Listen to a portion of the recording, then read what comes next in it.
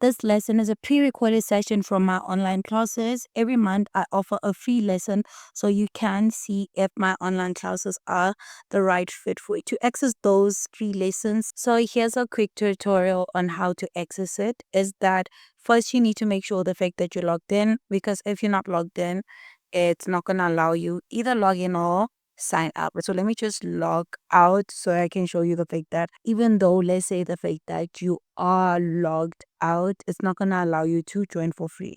So let's just wait for it to load. So you're going to click on join online classes. It's very important to click here. Reason for that is the free courses for each grade. That's where you're going to see it. Hope that makes sense. So you're going to click here. Then for example, I'm going to use this May-June class. So this is for people that are writing in May-June. Obviously, when they're done with the exam, it's going to disappear. But you can pick any grade. So if you're in grade 12 or you're upgrading in November, you're going to be under grade 12, even if you're upgrading writing in November, just to say that. But if you're in grade 10 or grade 11, there is a specific class for you. As you can see, it's free. So there is no payment if you want to preview and basically see whether the online class is for you. And also it's links to get how to purchase each and every courses, because of I've seen the fact that there's so many courses here. So the easiest way to get to basically see which course you want, they are all compacted in this class. Hope that makes sense. I just made it very easy for you guys. But if you want to just scroll down and see all the courses, you can do so here. As you can see, you can do so and scroll and purchase the course that you want. The nice thing is the fact that the minute you purchase, you get immediate access. But if you are struggling, I'll leave my WhatsApp number down in the description so that you basically still can purchase it if maybe you're having difficulties purchasing it online. Just wanted to say that. So I'm going to take this one as an example. So I'm going to say preview course. Then I'm going to say get course. As I said, the fact that you'll see the fact that it's going to send me to signing up first. Right? So if you say preview course and I say get, it's going to say me to signing up or sign in. With me, since I already have an account, I'm just going to sign in. But if you don't have an account, you're going to say sign up. So I'm going to sign in. As you can see, the fact that it has loaded. So after it's loaded, what I'm going to say get course. Very important to watch this video if you want to see like the downs of it and see how everything is laid out inside. You can watch this video. But I'm going to say get course. And you see the fact that when I'm saying get course, nothing is happening, but you actually enrolled. How do I see the fact that you actually enrolled? Is that if I go here and I go to enrolled courses, so if I say enrolled course, you'll see the fact that this task now is available. So if you're having problem with like seeing it, it's just say go to enrolled in your enrolled courses. You'll see it there. But if you are having any difficulties with like enrolling on your own, please what you go send me a WhatsApp. As I say, the fact that I'm going to leave my WhatsApp number below, and you're going to say start course, then everything that is explained there is going to be here. So this is for the May-June, so a lot of things are already uploaded. But with with the grade 12 and grade 11, depending when you're seeing this video, you're going to have material uploaded. If you're seeing it like as it's live now, then you'll see the fact that, okay, cool, things are not yet uploaded. I hope I'm making sense. So with this is all the courses, so all the topics, quote unquote. So it's going to be everything. So this video explains everything. So each and every part has a video explaining what is in each part. And as I said, the fact that going back, right, before purchasing, let's just go back to the online courses so I can make you see what I mean when we're going back, when I say join. So what I want to say is that, do you see the fact that here, when you preview the course, this video explains everything. This video is very important. It explains everything. So I would say watch the video. So on your phone, this is how it's going to look. You just click on your icon and you're going to say enrolled courses. And this is how you're going to see your courses. Hope that makes sense. With that said, let's jump into the lesson. Good evening, everyone. Can everyone hear me?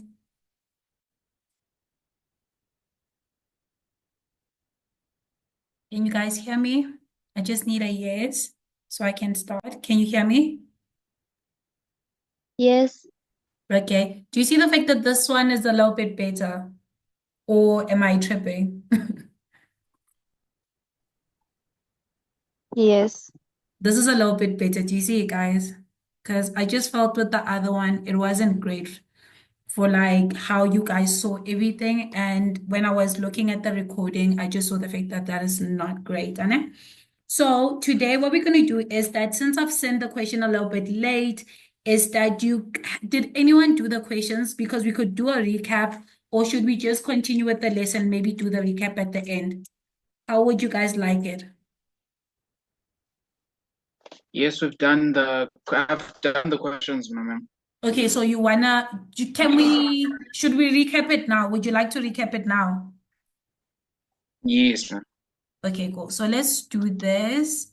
Let's do this because I'm looking at let's do this. I want to exit this. Okay. So, because I want to create a different page. Okay, let's do this, Anne. Can we do it at the end because I haven't slotted the questions here. So I don't have them here in the notes, in the slides, Anne. But we're going to definitely do them at Okay, the end. Are you okay with that? no problem. Okay, cool. Yes, it's fine. Okay. Okay. So today we're doing calculus, which I personally believe the fact that it's a little bit easier if you know a couple of rules, and it's easy marks, quote unquote. So we're going to start with the first principle. So the first principle, this is the only thing that you need to know, which is this formula, right? And the next couple of questions is us just applying it. So that's what we're going to do. So this is the first principle, right? As I said, the fact that this formula is very, very important. So how I like doing it, which is the easiest way to do it, and always, you're going to always get it right. It's basically solve for individuals, meaning you're going to look for f of x plus h. Then you're going to basically subtract f of x plus h minus f of x. Then you simplify it outside. And while simplifying it, the goal is to always take out h as a common factor because it's going to cancel out. So whatever I'm saying, it's going to make sense when I do it. So let me just change my pen color because I do not like this color into this one, right? So the first thing that you need to do is basically find f of x. So we know the fact that f of x, it's exactly what you're given. So they're going to say determine f prime from the first principle. The minute you see first principle, you need to think of this formula. So you're going to say f of x, you're just going to write it exactly the way it is, which is going to be 4x squared. Then the second thing in the formula, so you already have this. The second part is to find this one, right? So you're going to have f of x plus h, and that is going to be equals to, so now wherever you see x, right, you're going to substitute by x plus h. So let's do that. So it's going to be 4 open bracket. So this entire x is going to be replaced by x plus h. So it's going to be x plus h. Then you're going to say all squared, and then now you're going to simplify this. So let's simplify it. When you simplify it, it's going to be 4, right? Then let's open 2 brackets so I can simplify it in the simplest way, right? So when you do that, you're going to have what? You're going to have 4. Then you're going to say x multiplied by x, which is going to give you x squared. When you say x plus multiplied by h, it's going to be plus xh. When you say h multiplied by x, is going to be plus what? Plus hx. Then it's going to be x multiplied by x, which is going to be plus h squared, right? You're going to close your bracket. Now we're going to group like terms. So we see the fact that xh and hx is the same thing, right? So we're going to say what? This is going to be 4 open bracket. This is going to be x squared.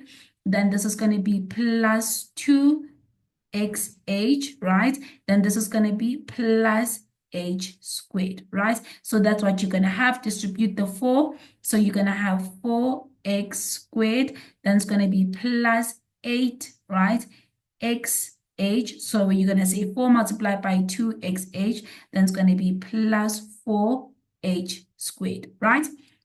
So that's what you're going to have. So now we're going to have this. Now what we're going to do, we're going to basically find, let me just do it here. We're going to find f of x plus h, right, minus f of x, right? So when we do that, we're going to substitute f of x plus h, which is this one that we simplified, which is going to be, what you call this, 4x squared plus what? Plus 8xh plus 4h squared. Then you're going to say minus, put in the bracket. We know the fact that f of x is equals to 4 x squared, right? Then you're going to close your bracket. So to know the fact that you're doing the right thing is that your original f of x needs to cancel out somewhere here, right? And what do we see? We see the fact that we have 4x squared and we have negative 4x squared. So these two are going to cancel out. So meaning you're doing the right thing. That's how you know that you're doing the right thing, right? So what you're going to be left with, you're going to be left with 8xh, right? Plus what? Plus 4h squared, right?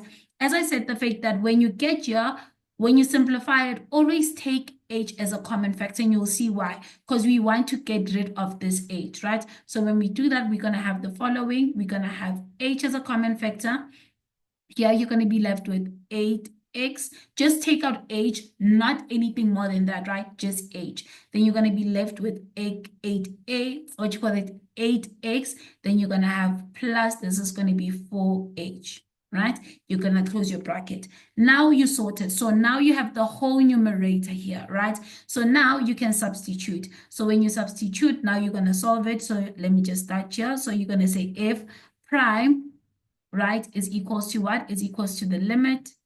When h approaches 0, then it's going to be what? F of x plus h, right, minus f of x.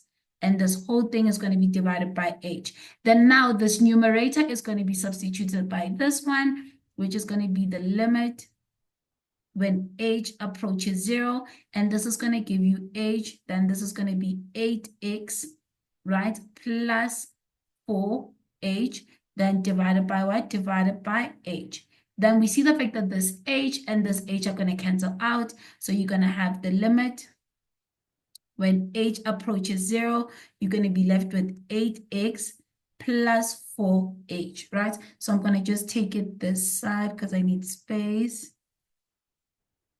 So here's the same as f prime of x, right? It's going to be equals to, since everything we got rid of the denominator, we can substitute our h, right? So when you substitute our h, this limit disappears, right? So now it's going to be 8x. Then wherever we see h, we're going to substitute by 0. So it's going to be plus 4, then this is going to be 0, right? So therefore, your final answer is going to be f prime is equals to what? Is equals to 8x.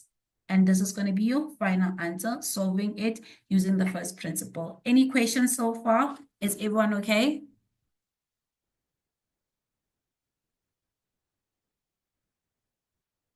Any questions before we move on to the next question?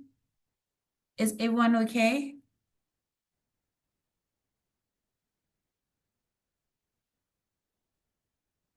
Guys? We are okay. Okay, cool. Thank you. So now let's move on to another question that is similar to this, right?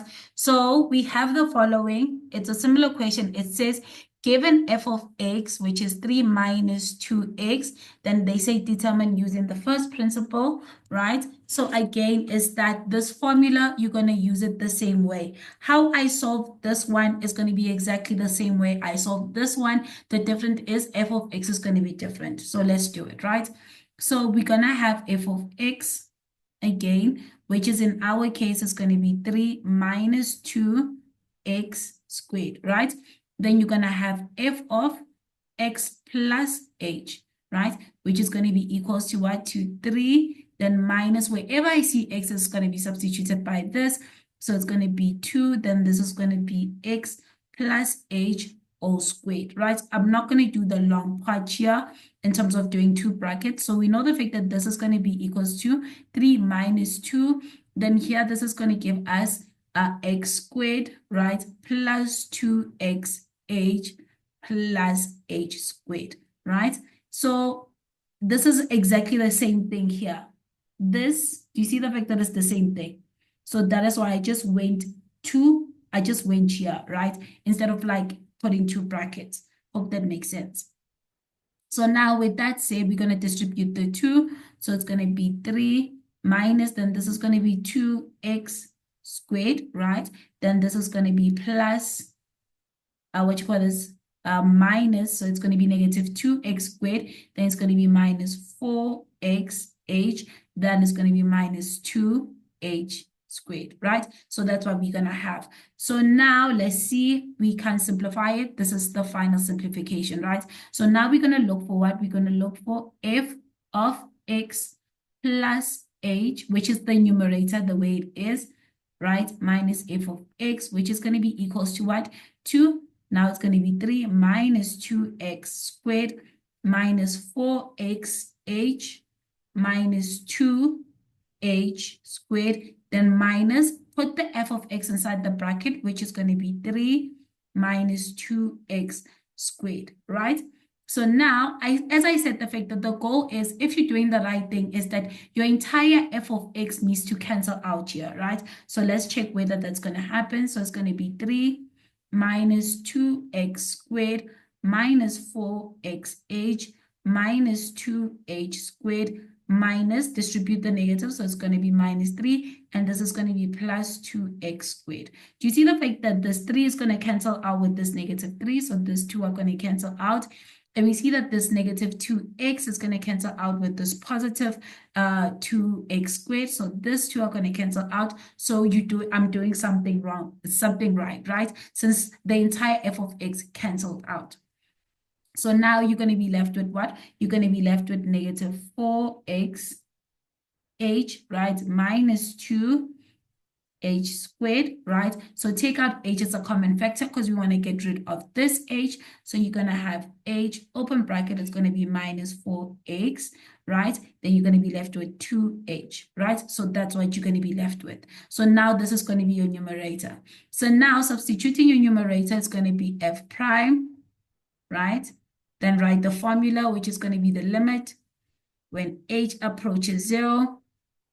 Then this is going to be f of x plus h, right? Minus f of x. And this is going to be divided by what? This is going to be divided by h, right? So this is going to be equals to, substitute your numerator. So it's going to be the limit when h approaches 0, right? Then substitute our numerator, which is this one, which is going to be h, and this is going to be negative 4x, right? Then it's going to be minus 2h, then close your bracket, then this is going to be divided by h. This h and this h are going to cancel out, so you're going to be left with the limit of h, right? Then you're going to be left with negative 4. Then this is going to be negative 4x minus 2h, right? So now, since we got rid of the denominator, we can substitute h as being 0. So this is going to be the same as what? As negative 4. Since we're substituting, the limit drops, right? So it's going to be negative 4x. Then this is going to be minus 2. Then this is going to be 0. Therefore, it's going to be equals to negative 4x. Do you see the fact that the same steps that I used in this one is the same steps that I used here? The difference is that f of x is different. I hope that made sense. And let's just do the last one, which is going to be this one. You're going to see the fact that it's the same pattern, right? It's going to be truly the same pattern. So no questions, right? No questions so far. No questions? Okay, I guess no questions. We're good, ma'am. Sorry, do you have question? No, we're good. Okay, cool. So that's that, right? So let's do this last one, that is with using the first principle. Again, the question is the same, only f of x is going to change. So again, we're going to write our f of x, which is in our case is going to be x squared minus 5. Then we're going to find f of x plus h, which is going to be equals to, this is going to be, wherever we see x, we're going to substitute by x plus h all squared minus 5, right? So now, again, I'm not going to expand it because we know the fact that this is basically going to be equals to what? To x squared plus 2xh plus h squared, right? And this is going to be minus 5. And this is going to be equals to what? This is the same as x squared plus 2xh plus h squared minus 5, right? So now we have this. So now we're going to be looking for what? For f of the entire numerator, f of x plus h, right? Minus f of x. and this is going to be equals to what? What is f of x plus h? We know the fact that this is going to be x squared, right? Plus 2xh plus h squared. Then this is going to be minus 5, and this is going to be minus by f of x, put a bracket, so it's going to be x squared minus 5. Very important to put a bracket by f of x because of this negative sign. Normally, not normally, all the time is going to affect this f of x. And I hope that makes sense. So now let's simplify this. To know that you're doing a good thing, I'm going to repeat it, is that your original f of x needs to cancel out. So let's see whether that's going to happen. So we're going to have f, what you call this, x squared plus 2xh plus h squared minus 5. And this is going to be minus x, right? Then when we distribute here, it's going to be plus 5. We see the fact that x squared and negative x, so this is going to cancel out. We see the fact that we have negative 5 and positive 5, so this is going to cancel out. So I'm doing the right thing, right? Because the entire f of x canceled. So now we're going to be left with 2xh, right, plus h squared. Take out h as a common factor so we can cancel the denominator here. So it's going to be h, and we're going to be left with 2x, right? Then plus h. So that's what we're going to be left with, right? So now, since we have found this numerator, we can basically take the formula. So the formula is f prime is equals to the limit of h approaches 0. Then we have f of x plus h minus f of x, right? And this whole thing is divided by what? Is divided by h, right? So now we're going to distribute you're going to substitute this numerator. So it's going to be the limit when h approaches 0, then we're going to have h, then this is going to be 2x plus h, right? And this is going to be divided by what? Divided by h. So this h is going to cancel out. So we're going to be left with the limit when h approaches 0, then this is going to be 2x plus h, right? Since now the numerator, we got rid of it again, we're going to substitute the h. So when we substitute, it drops. So it's going to be 2x plus open bracket 0. Therefore, we have our final answer as being 2x. So that's how you would solve using the first principles. Do you see the fact that this is an easy 5 marks? Do you see that, guys?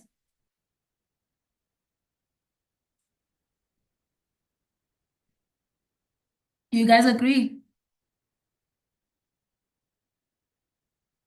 Or you guys disagree? Yes.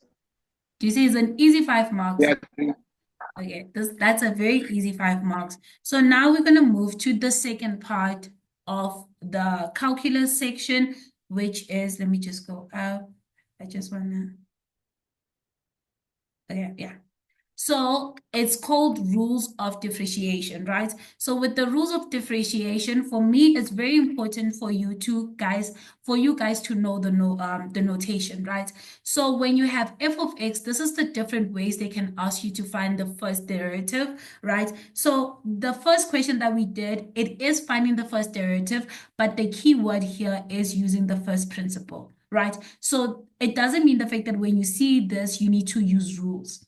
You can't use rules here because they specifically said use the first principle, and this is the first principle. I hope that makes sense. The minute you see first principle, you need to think of this, right?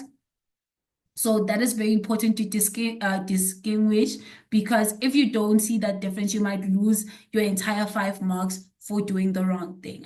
So here is that these are the different notations, so they can say find the first derivative without saying using the first principle. So they can say, given that f of x is this, right? Then they can say that find f prime, or they can say find df over d, which was df over dx, meaning with the respect of x, right? Then the same thing here is d, which is inside is the function, which is the same thing, which is dx. This is all the same thing, or they can say it like this. This whole thing means the same thing. It truly means the same thing. They want you to find the first derivative using these rules in the bottom. Then if they give you in terms of y, is that they can tell you the fact that find the first derivative using what? Using the first, what you call this, using y prime, which is using these rules, dy over dx, same thing using these rules, or dxy, same thing using this. Is everyone okay with the notation? Do I need to explain anything? Do you guys understand the fact that this is just a notation to say find the first derivative using the rules? Is everyone okay? Yes, ma'am. Okay. So with that said, now we're going to move to the rules. I'm going to mark the two most important rules. If you know those rules, you know all the rules, right? I feel like the other, what you call this, rule 3 and rule 4 is just an addition. The two most important rules that if you need to cram it and know it off by heart is rule 1, especially rule 1. Rule 1 is the most important rule. Rule 1, right, and rule 2. If you know this two, you sorted, right? And also with rule, what you call this, with rule 2, you can actually do it using rule 1. But just know the fact that if you have a constant is a number, right? Meaning if, like, let's say f of x, what do I mean here? If let's say f of x is equals to maybe a, right? This is a constant. Or if they tell you that f of x is equals to 2, both of them, if you find the f prime of x, right, is both of them, they're both going to be equals to 0. Hope that makes sense. So if you have a constant, the first derivative is always going to be 0, right? So that is rule 2. I was showing you rule 2, right? Then now with rule 1, right, this is how it is.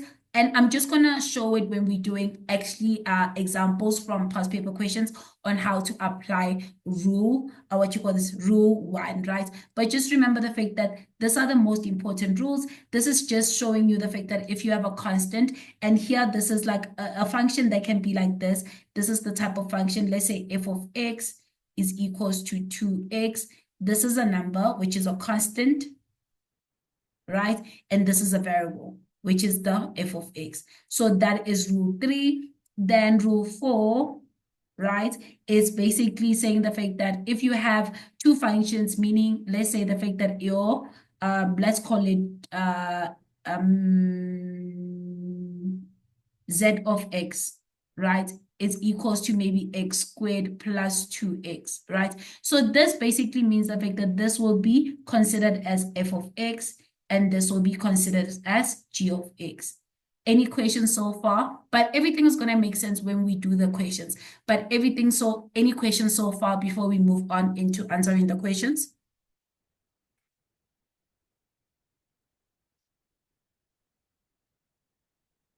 Any questions? Okay. I guess no questions. So now let's move to applying the rules, right? So the first question is, what you call this? The first question is 8.2, right? 0.1. So very important. For the first one is they say the fact that d of x, so they say determine d of x, and they give you the following, right? So they have x squared minus 2x minus 3, right, divided by what? Divided by x plus 1, right? And it's like this, right? So now, do you see the fact that it's in this form? Actually, I don't even have that form, but d of x is basically asking you to find the first derivative, right, using the rules. So when you have it like this, the goal is to basically get rid of the denominator. If you can't get rid of the denominator, is that if you are able to distribute the denominator in each and every term, then do that. But with this one, it looks like we can't get rid of the denominator. How can we do that? Is through what? Is through factorizing the numerator. And chances are, if the denominator is like this, maybe x plus a number, is that when you factorize the numerator, 50%, not even 50, 80 to 90% of the time, the numerator, whatever you factorize on top, is going to cancel the bottom, right? Hope that makes sense. So now let's simplify this so that we can get rid of the fraction. Hope that makes sense, Anne. So how can we do that? Is that since we haven't applied the rules, right, is that we can't get rid of the dx. So this is going to be this is going to be the same as dx. And now let's factorize this numerator. So I'm going to use the cheap method, which is using the quadratic formula, right? So anyone can do it with me if they want to. Let me just do it quickly. Let me do it quickly. -4. Okay, b squared. Let me do that. You guys can factorize 2 on your side.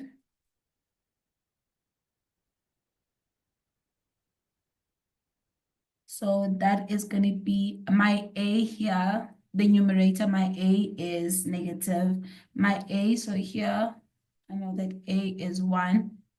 B is -2, then C is -3. Okay, so you know the fact that it's b squared, so it's -2. -2, then it's going to be -2. Then -2. A is 1. Then it's -3. Then A is 1. Okay. So I have the fact that here it's going to be x plus 1. Do you see? Then the other one is going to be what? It's going to be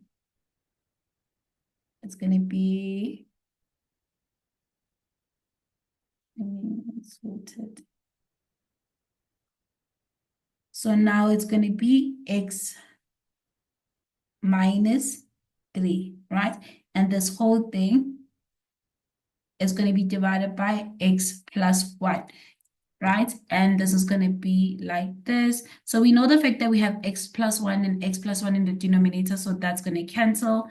So you're going to be left with dx, right? It's going to be what? It's going to be x minus 3, right? So now we need to basically apply the law of differentiation, right? So now what I'm going to do is I'm going to distribute the dx into each variable, right? So this is going to be the same as dx small into 3, right? Minus, then this is going to be dx into x, then this is going to be into 3. Do you see the fact that that's us applying rule 4, right? Then now we're going to basically, we're going to basically differentiate it. With this one, we're going to differentiating using rule 1, right? So this is going to be the same as what? Let me just write it in terms of this one having a power, so you can see where we're going. So it's going to be x, right? Then this is going to be the same as x to the power 1. And this is going to be dx, and this is going to be 3, right? So this is to the power 1. What does the rule say? Is that this is n. So we see the fact that our n here is 1, right? It says the fact that we take the n, we put it in the front, and we subtract the n by 1. So let's do that. So it's going to be what? So when you're applying the rules, is that the dx cancels, like it disappears, right? You no longer write it. So we're going to have 1 in front, and this is going to be multiplied by x. And then it's going to be n, which is going to be 1 minus 1, right? And this one, since this is a constant, this is going to be equals to 0. So this is going to be 0, applying rule number 2, right? So that's what you're going to have. So now when we simplify this, we know the fact that 1 multiplied by just an x is going to be the same thing. So this is going to be the same as x. When you say 1 minus 1, this is going to give you 0, right? And this is going to be minus 0, so I'm not going to write it. So anything to the power 0 from exponential rules, we know the fact that that's going to be equals to 1. So therefore, this is going to be equals to 1.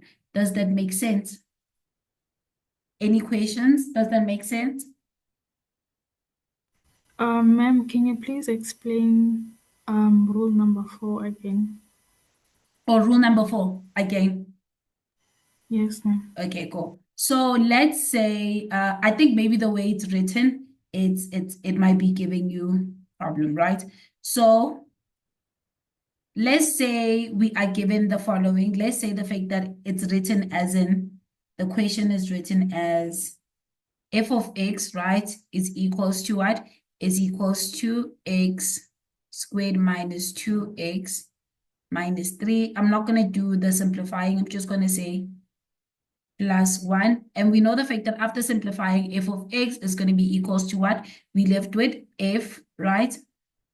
What you call this? F of f minus 3, right? So now, how I'm going to do it is that now I want to find f prime, right? So to find f prime, what I'm going to do is that I know the fact that f prime of this whole thing is that I'm going to distribute. So I'm going to do this prime, right, minus this again prime, right? So I'm going to basically, differentiate this looking at it as alone. That's what I did there. This is the rule. So meaning, let's say we call this maybe z of x, right, is equals to x, meaning we're going to be looking at z prime, and we say the fact that this one is going to be equals to what? To g of x is equals to 3, which is when we're looking for g prime of this. This when we're looking, sorry, this is, I don't need to think, right? Let's say we name what? We name the following as z of x is equals to x, right? Which is going to be this one, and this one is equals to this one. Do you agree the fact that this is the same as having f of x is equals to z of x, right? Plus, what you call this? This is minus 3. So plus g of x. And from this rule, right, it says the fact that if we have two functions, this is the same as if we're looking for f of prime, this is the same as saying what? As saying z prime, right, plus g prime. Does that make sense? I just renamed that into being functions. Does that make sense, or did I confuse you? No, ma'am, I understand now. Yes. So now what I did is that after that is that I'm gonna find the derivative of this, and we know the fact that z prime, right? From what I did here, we know the fact that that is going to be equals to 1. Does that make sense? Yes, ma'am. Yes, and g prime here, since it's a number, is going to be equals to 0. So now, since we know the fact that this is equals to this, do you agree the fact that it's just adding up my final answer, right? So it's going to be g prime f of x. We know the fact that this is going to be equals to what? It's going to be just equals to 1, and this is going to be equals to 0. So therefore, this is going to be equals to 0. Does that make sense? Yes, ma'am. Okay, so that's how you do it. Okay, with that said, let me do the second question, which is 8.2.2. So here is finding the second derivative. So finding the second derivative, the goal is after finding the first derivative, right, you take that answer and you differentiate it again, right? So when in our case, they give us the fact that f of x is equals to what? Is equals to the square root of x. So the minute we see a root, we don't want to work with what you call this. In differentiation, we don't want to work with roots, and we also don't like dealing with things that are not in individual terms. We want everything to be in the individual terms. So what do I mean is that we hate working with things like this. If let's say I have this, right? We don't want this. You need to expand this so that it can be in individual terms, right? So that is the first thing. And secondly, we hate working with roots, meaning we need to change it into an exponent. I hope that makes sense. Is everyone clear with what I just said? So this is how we want it. We want to work with this. Is everyone clear with what I just said? Yes, ma'am. Yes, ma'am. Okay, so with that said, is that before we use the rules, is that we need to change this into an exponent so that it's easy to apply this rule, right? So we know the fact that f of x is equals to what? Is equals to, we know the fact that this is going to be the same as 1 over 2, right? This is the same thing. So now, since it's in the exponent form, we can apply the rule, right? So we know the fact that f prime, right? Here, what do we see? We see the fact that n is equals to what? We see the fact that here n from the formula is equals to a half, right? So we see the fact that we need to put the, the n in front. So we know the fact that it's going to be 1 over 2 multiplied by x. Then it's going to be what? 1 over 2 minus what? Minus 1, right? So that's what we're going to have. Let me just erase that. Erase this. Okay. So we're going to have this, right? So now we're going to have that, So we know that we're going to have f prime is going to be equals to what? It's going to be 1 over 2. Then this is going to be x. Then it's going to be what? It's going to be 0.5 or 1 over 2 minus 1. You're going to be left with what? With negative.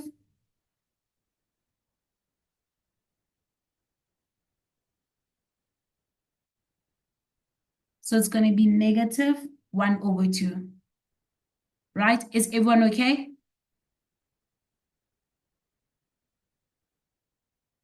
Is everyone okay? Yes, ma'am. Okay. Okay. So with that said, is that you're going to have negative 1 over 2. So now that is the first derivative. So the goal is to finding the second derivative is that now you're going to take this as like your new f of x. You're going to differentiate this one. Hope that makes sense, right? So let me just go up. Okay. So now we're going to take this. We're going to differentiate it. So we're going to say f double prime. So it's going to be f double prime of x. Now we're going to use this one, the new one, as our new f of x, right? The one we're differentiating. So what we do have here is that here, in our case here, n is equals to negative 1 over 2. So you're going to have 1 over 2, right? Then remember the fact that you need to take the n in front. So this is going to be multiplied by negative 1 over 2. Then you're going to say x, then it's going to be negative 1 over 2. Then you're going to say minus 1, right? So let's simplify this. So it's going to be negative 1 over 2, right? Then you're going to multiply by negative 1 over 2 again, right? Then this is going to be equals to what? This is going to be equals to 1 over 4. So this is going to be what? This is going to be negative 1 over 2 multiplied by this, which is going to give you negative what? Negative 1 over 4, right?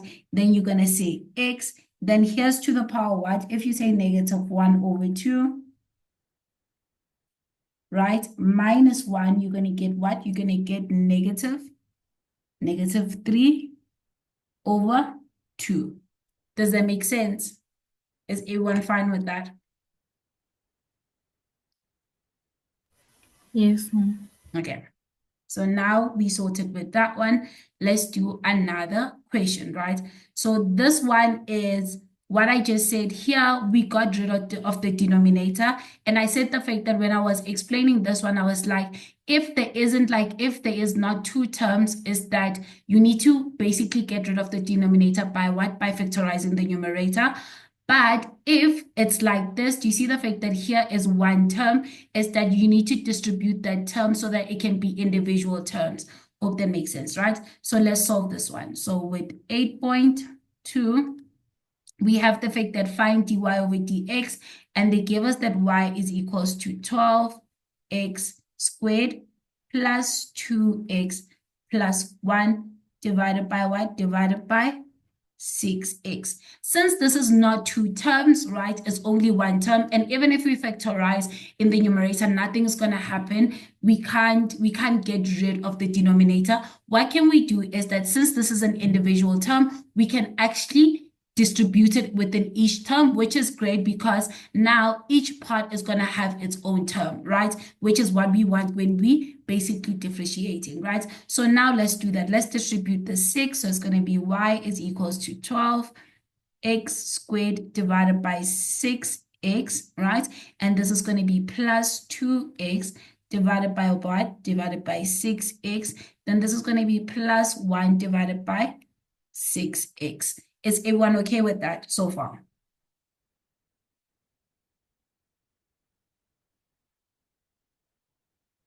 Okay.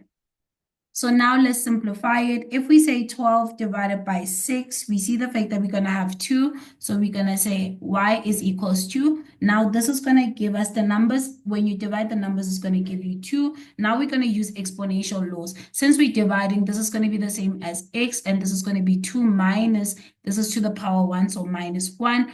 Then you're going to say plus. So here we're going to do the same thing. You're going to first divide the numbers. If you say 2 divided by 6, you're going to get 1 over 3. So you're going to have 1 over 3. Then you're going to deal with the x. This is 1, this is 1. So here when you say x to the power 1 minus 1, right? Then here it's going to be what? It's going to be plus, deal with the numbers, going to be 1 over 6. We never want to deal with an x that's in the numerator. We want to take it on top. Always take it on top because it's easy for us to change it into an exponent. So since here it's positive, when you take it on top, it's going to be negative. So this is going to be the same as x to the power negative 1. Any questions so far? Any questions?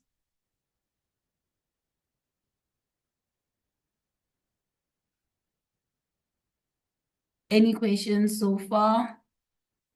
Okay, no questions. So now we're going to simplify it further. So it's going to be y is equals to what? Is equals to 2.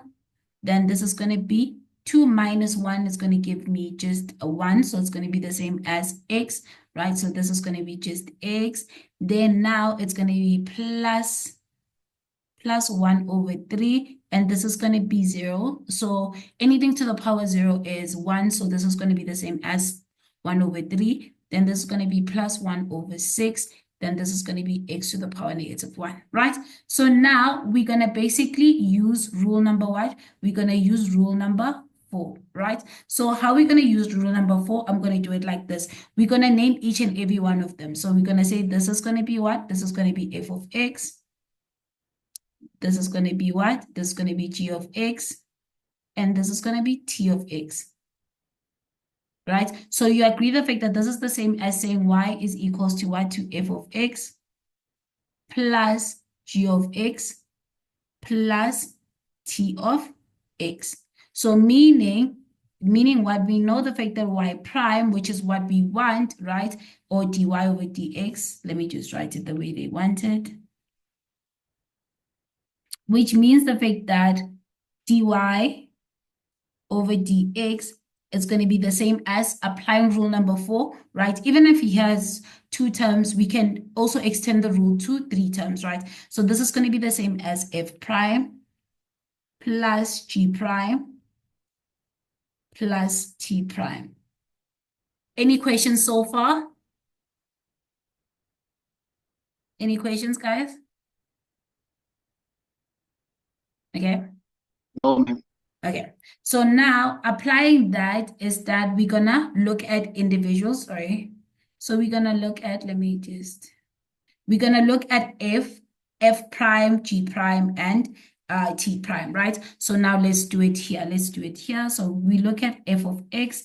We see the fact that f of x is 2x, right? So now applying the rule, right? We know the fact that this is to the power 1. So we have 2. So we know the fact that n here is equals to 1.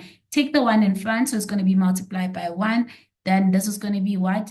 X. Then this is going to be 1 minus 1. Simplify this. So we're going to have what? We're going to have 2.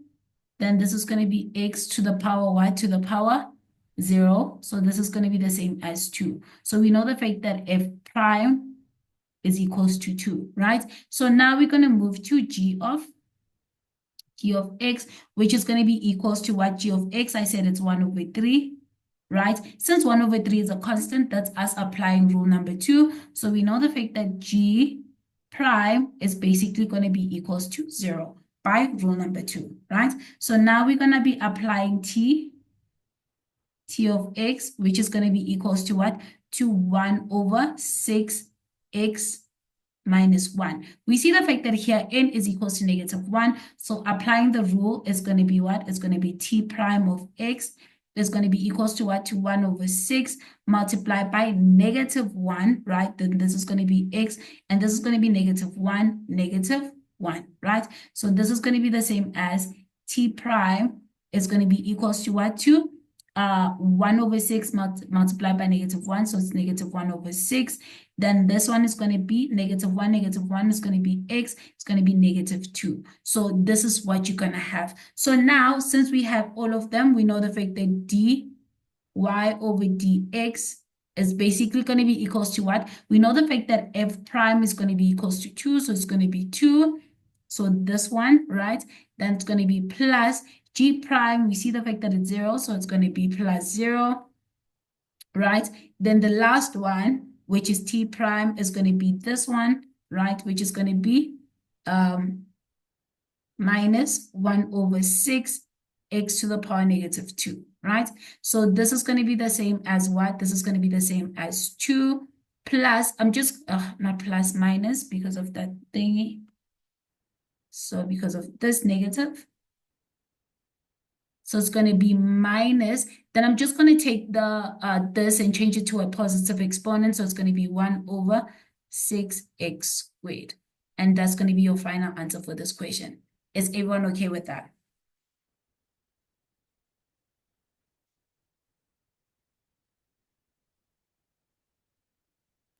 Yes, ma'am. Yeah, so that's how you will solve it, done. So now moving to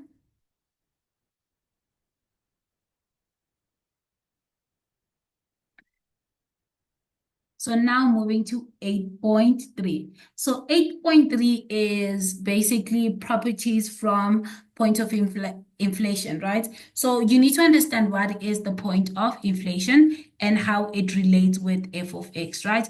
So it's very important the fact that if they give you a question, they say to you, please calculate the point of inflation. We see the fact that the point of inflation is this coordinate, right? So this is the point on the graph. So remember the fact that this is the point on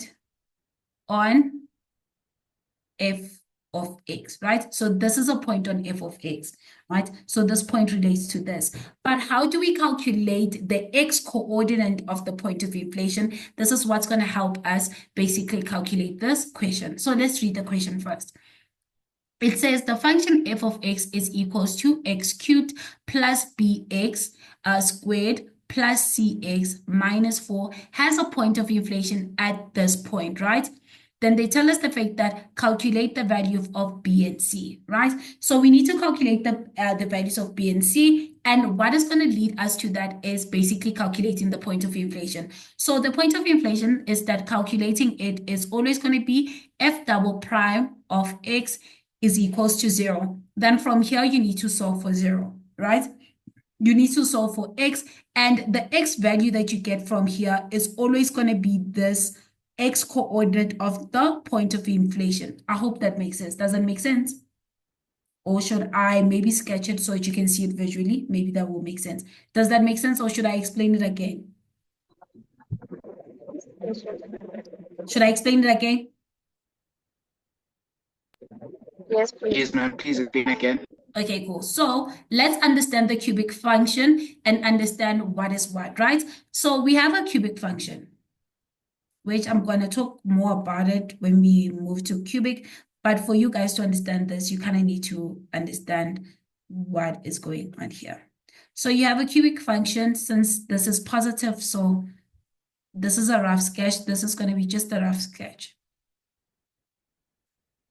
Okay.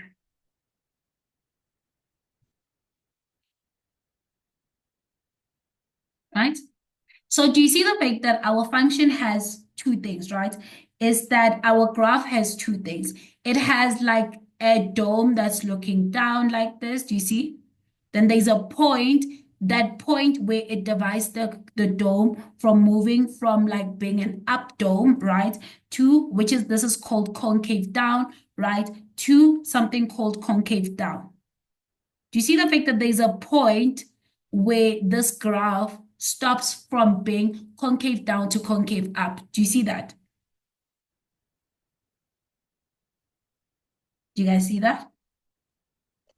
Yes. Yes. That point, you see that point, and I'm just going to make an imaginary point. That point is known as the point of inflation, right? So this point is this point. So what I say is that you see this 2,5 is this coordinate here. If, let's say this is f of x, that is that point.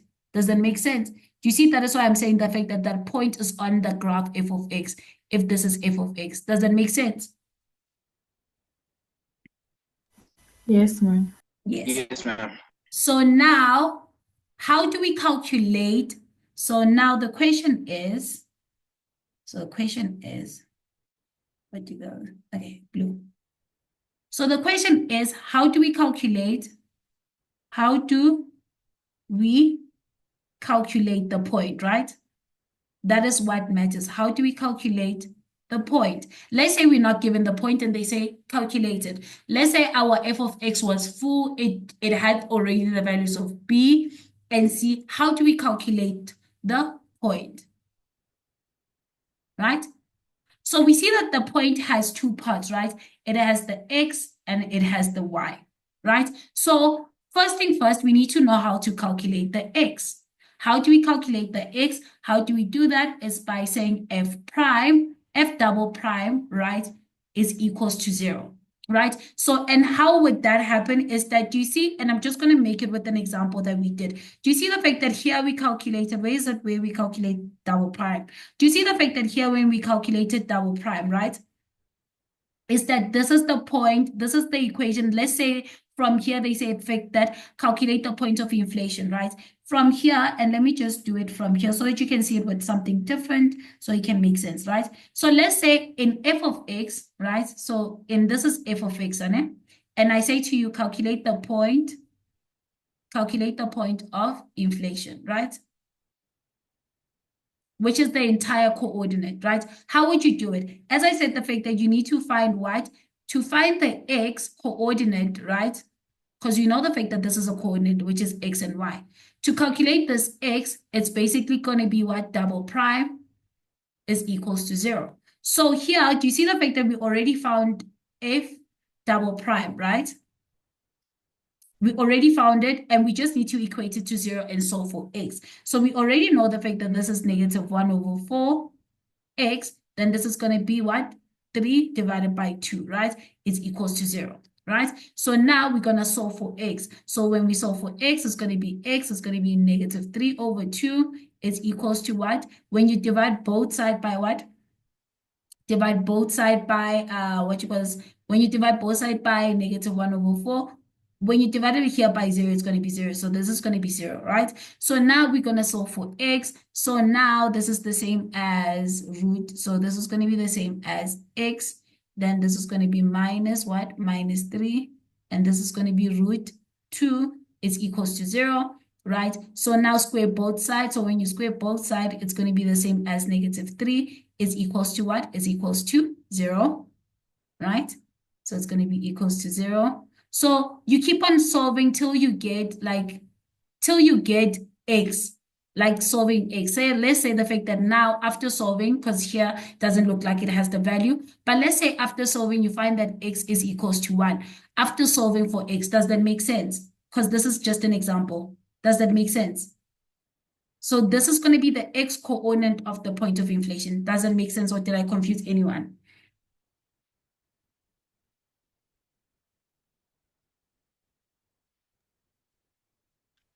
It Hello? makes sense. Okay. Then after, sorry, are you okay? Yes, ma'am. Okay. So after doing that is that, remember the fact that you found just the x, and a coordinate is made out of two things. So you're just going to take this f and substitute it back here in the original. Why are we substituting back in the original? Remember what I said in the notes is that this point lies on the original graph. Does it make sense why we substitute on the original but not here at f at double prime? Does it make sense? Why we gonna substitute that f of 1 in the original and substitute? Does it make sense? And not here. Does that Ma'am, I don't Yeah. understand. Okay, cool. So the reason why I'm saying that is that you can't substitute. Remember the fact that here, and we're going to take it here, right?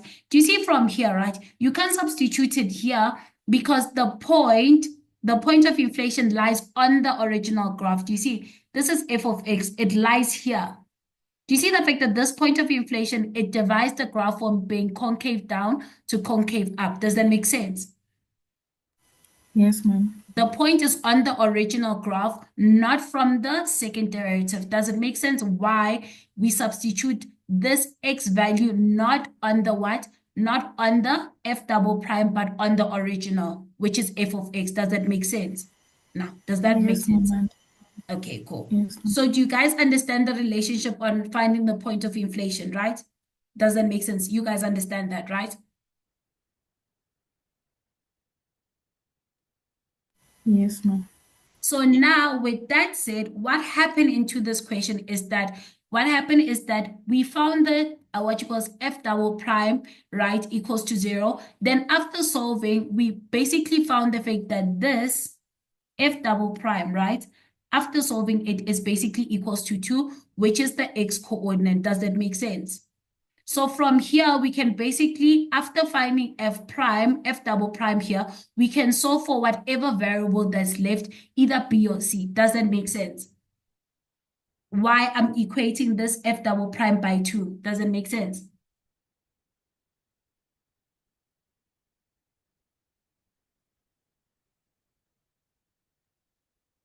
Can you please repeat, ma'am? Okay, cool. So I'm going to go back to the one that has numbers, right?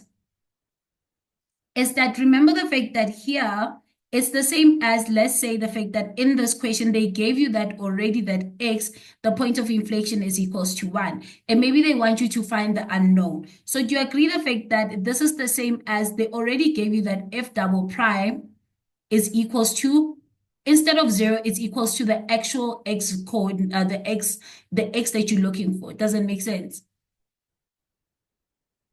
No, I lied. I'm sorry, I lied. So is that I lied. It's not equals to the number. It's gonna still remain as this, because this is confusing. It's gonna be basically 0. Is that since we already know what this x is from here, this is the same as f double prime of that number, which is 2, is equals to 0. Does that make sense? Yes, that makes sense. Does that make sense?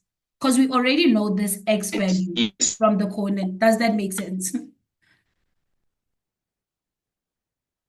Did I lose anyone? I didn't lose anyone, right? Hello? No, ma'am. Okay, cool. So that makes sense why I said f double prime at 2 is equals to 0. Then we're going to solve for whatever unknown is, right? So with that said, now let's solve the equation. You'll see the fact that this was very important because of it's going to give us our B and C, right? So now let's solve that. With me saying that, let me change my pen. So we're going to find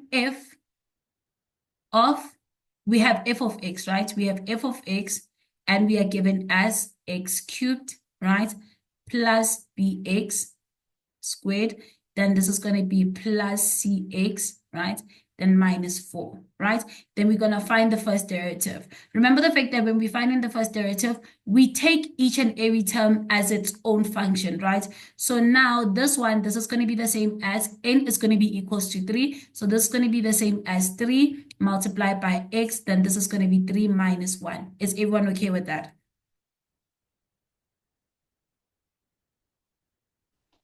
Yes. Yes. Ma'am. Then here it's going to be the same plus, then this is going to be b. Then remember the fact that here we're going to take 2 as n, so it's going to be multiplied by 2. So this is going to be multiplied by 2. I feel like I do not have space and I'm going to erase things. So this is not going to give me enough space. Let me do this because I really don't want to erase this. I don't want to erase this whole explanation. So let me just...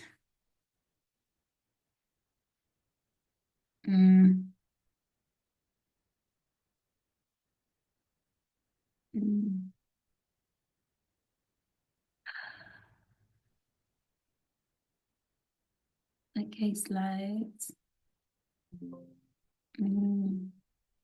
Okay. I want another page. Okay, cool. I think I have to work with this. I don't have any choice, but I'll just make space. Okay, so here I'll just solve it here, right? Is that we have the following. So we're going to be looking for f double prime, right? So we're going to be having f of x. So we know that f of x is equals to x, which equals x cubed plus bx squared plus cx minus 4, right?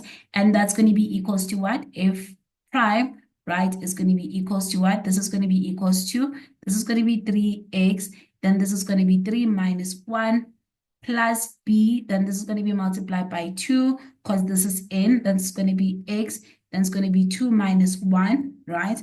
Then you're going to have plus, then this is going to be c, this is going to be the same as 1, so it's going to be c minus 1, multiplied by 1, so this is going to be x, this is going to be 1 minus 1, this is a constant, so it's going to be minus 0, right? Simplify that, so f prime is going to be equals to what? This is going to be 3x squared, and this is going to be plus 2b, right? Then this is going to be x, then this is going to be plus c, right? This is going to be plus c, then this is going to give us 0, so it's going to be c, this is going to be 0. So is everyone okay with that? How we got there? Okay. Yes. Yes, ma'am. So now we're going to take this one, right, as our main function to find the second derivative, right? So we're going to differentiate this. So we're going to take this one. So this is going to be the same as 3. This is n is going to be 2. So it's going to be multiplied by 2.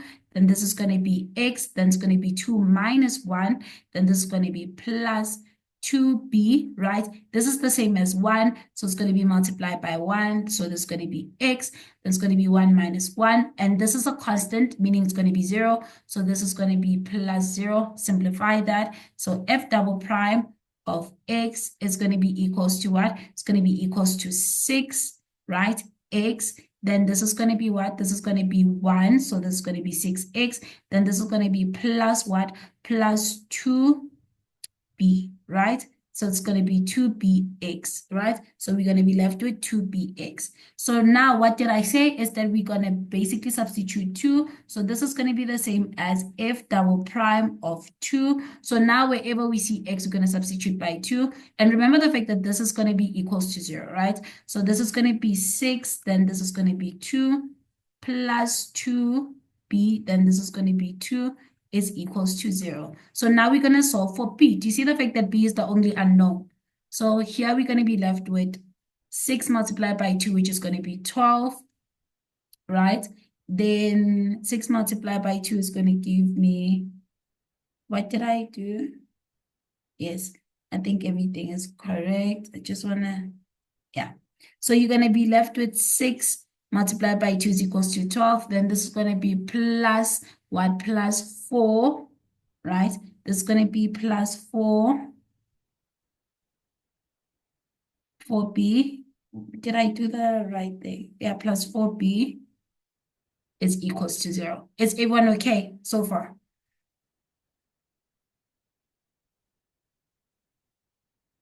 Yes, ma'am. Okay, cool. So that's what we have. Let me just go back.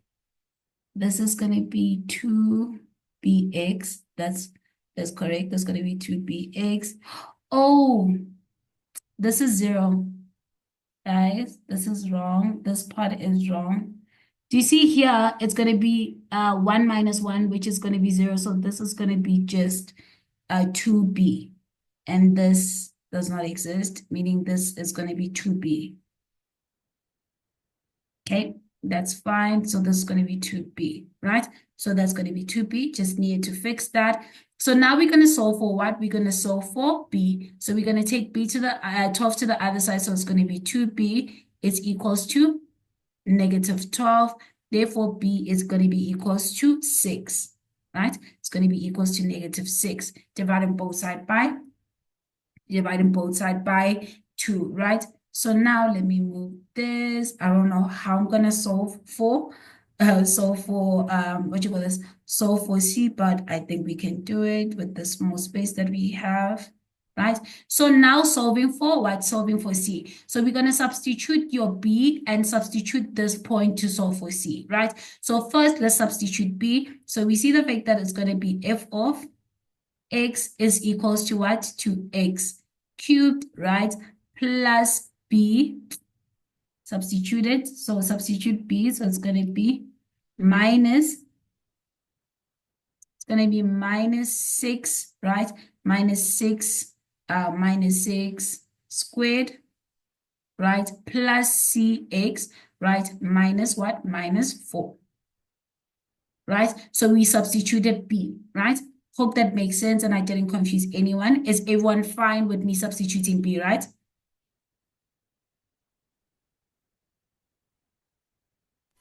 Okay. Yes, ma'am. So now we're going to substitute what? We're going to substitute this point here. As I said, that point is on f of x to solve for c. So let's do that. So we know the fact that y is equals to 4, which is f of x. And now it's going to be 2. Wherever we see x, we're going to substitute by 2. So it's going to be like this, right? So it's going to be 2, then plus, it's going to be 4. Do you see the fact that the only thing that's left? So this is going to be 2 here. So this is going to be 2. So do you see the fact that the only unknown here is c, right? So we're going to basically maneuver everything, take everything on one side. You're going to have that, you're going to have 2c is equals to what? Is equals to 24. That's basically grouping all like terms, right? The numbers together. Then when you divide both sides, you're going to have that c is equals to what? Is equals to 12. Is everyone okay on how we found B and C? The reason why I didn't expand this is that we, as you see, the fact that we don't have enough space. Is everyone okay with that? Yes, ma'am. Any questions so far?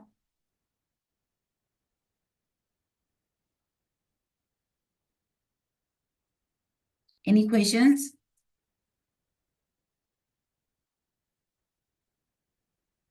Okay, I guess no questions.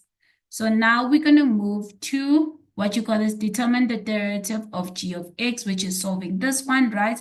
Then we're going to do this one too, right? So now let's do that. So we're going to do 7.2, which is finding the derivative, which is the same as here. They're saying finding g prime of x, right? So that's what we're going to do. So we have that g of x is equals to what? Is equals to 5x squared, right? Minus what? Minus 2x divided by what? Divided by x cubed. As I said, the fact that we hate dealing with x that's in the denominator. So here we're going to use exponents law. First, we need to simplify this, right? So we can apply the rules. So we have that g of x is equals to what? Is equals to 5. This one is okay. 5 to the power 2. Then this one, let's sort it out. So we're going to have 2, which is the number. Then we're going to say x. That's going to be 1 minus 3, right? So we know the fact that g of x is equals to what? To 5x squared, right? And this is going to give us 1 and negative 2. Then 1 minus 3 is going to give us 2. So negative 2. So it's going to be negative 2, right? So that's how we'll simplify it. Is everyone okay with me simplifying that?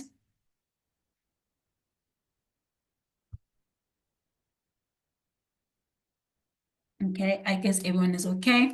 So Yes, now we ma'am. can apply the rule. So we're going to apply the rule to each and every term, right? So we're going to have g prime of x. So we're going to deal with this one. We know the fact that here n is equals to 2. So we're going to have 5 multiplied by 2. Then it's going to be x. Then it's going to be 2 minus 1, right? Here we see the fact that our n is negative 2. So it's going to be minus 2 multiplied by negative 2. Then this is going to be x. This is going to be negative 2, negative 1. Let's simplify it. G prime is going to be equals to what? It's going to be equals to 5 multiplied by 2 is going to be 10. And this is going to be 2 minus 1 is going to give me 1. So we're just going to leave it like this. So when you say negative 2 multiplied by negative 2, you're going to have plus 4, right? Then it's going to be x. When you say negative 2 minus 1, you're going to have negative 3. Let me take this negative exponent to the denominator. So we have g prime of x is going to be equals to what? Is equals to 10x, right? Then it's going to be plus 4. Then this is going to be divided by x to the power positive 3. Is everyone okay?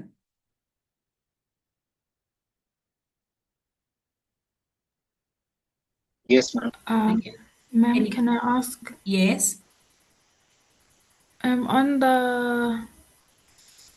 the fourth step, ma'am? Okay, wait. 1, 2, 3, 4 here. Yes, ma'am. Yes. Why is it 5 times 2x to the power of 2 minus 1, and then the minus 2 is times minus, so why is it plus this side and a minus on the other Where side? did I plus it? Sorry, where did I plus it? I'm saying, why is it a -2? Why are you timesing the -2 by -2x and then you're Oh, timesing the here. 5 by a Oh, do you remember? positive? Okay, do you see the fact that from the original, let me just highlight it. Do you see the fact that from the original we have 5 right here? Yes, ma'am. Yes, and here from the original we have -2. Yes, ma'am. Yes, so I applied the rule here. Do you see the fact that this is from the rule? Let me just pen. Do you see the fact that this is the rule? Do you see the fact that n is equals to 2, right? And it says take the n in front, which is my n is 2, so I took it in front. So since we're multiplying, this is applying rule number 3. Do you see that? Oh, yes, ma'am, I see. Yes. So I did the same thing here. This is applying the rule. Do you see that? Because our n here is -2. Do you see that? Oh, yes, ma'am. So does it make sense? Are you okay? Yes, I'm okay now. Okay, cool. So that's how you will do that, right? So would you guys like a break? Hmm? I have a question. Okay. The last step, Yes, we're did we here. leave it at in the yeah, the last did we leave it in the last in the fraction form because we finished deriving it on here? Because we said we don't want to deal with the fractions when Okay, we cool. derive them. Even if you leave it here, they're actually not going to penalize you. It's just nicer to leave it in positive exponent. Oh, okay. Okay. Any questions?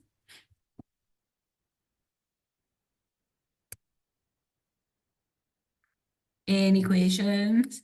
Nothing. Should we take a break, a quick break, like maybe a 5 minutes break? Come back at 8? Yes, ma'am. Okay, cool. So let's take a quick break, then we'll come back at 8, Anna.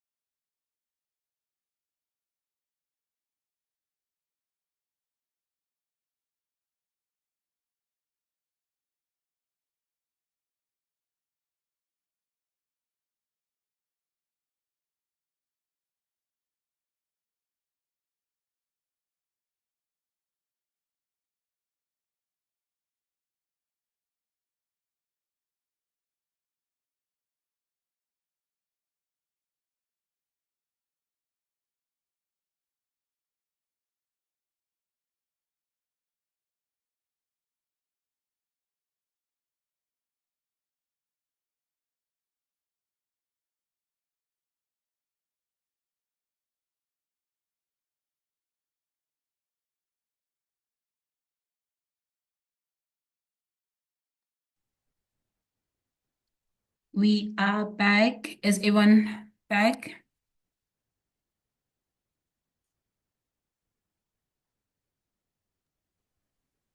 Yes, ma'am. Okay, cool.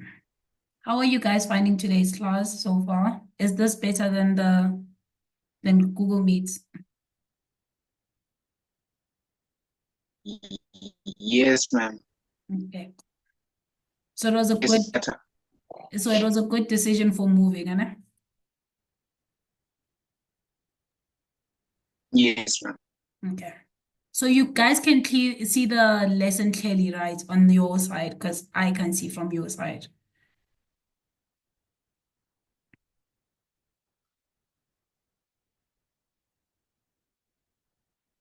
Okay. So now we're going to move to 7.3, right? So let's move to 7.3. So it says, given that h of x is equals to ax squared, then they tell you the fact that x is greater than 0. So this is a restriction, right? So this is a restriction to make it into a function. That's why they give us that, because this is a quadratic. And then they tell you the fact that determine the value of a if it is given that h of h inverse at 8. So that's the reason why they gave you a restriction, because of they asking you, the part of the equation is asking you the fact that if you have h inverse at 8 is equals to h prime at 4. So you need to first find the h inverse, then also find the h prime, right? So let's do that. So since we already done functions, you guys know how to find what? H inverse, right? So we know the fact that to find H inverse, let's do that. So we need to find H inverse, right? How do we do that? Is that we're going to rewrite this, which is going to be y is equals to 8a multiplied by x to the power 2, right? So now to find the inverse is that you need to interchange x and y. So let's do that. So interchanging them is going to be, this is going to be x is equals to what? To a y squared. So our goal is to what? Our goal is to basically solve for y, right? So let's do that. So when we're solving for y, we're going to say what? We're going to say x, right? Divide both sides by a because we need y alone. So that's going to be x divided by a is equals to what? Is equals to y, right? Squared, right? So now we're going to what? We're going to, what you call this? Square root both sides. So it's going to be x divided by what? By a is equals to y. Is everyone okay with that?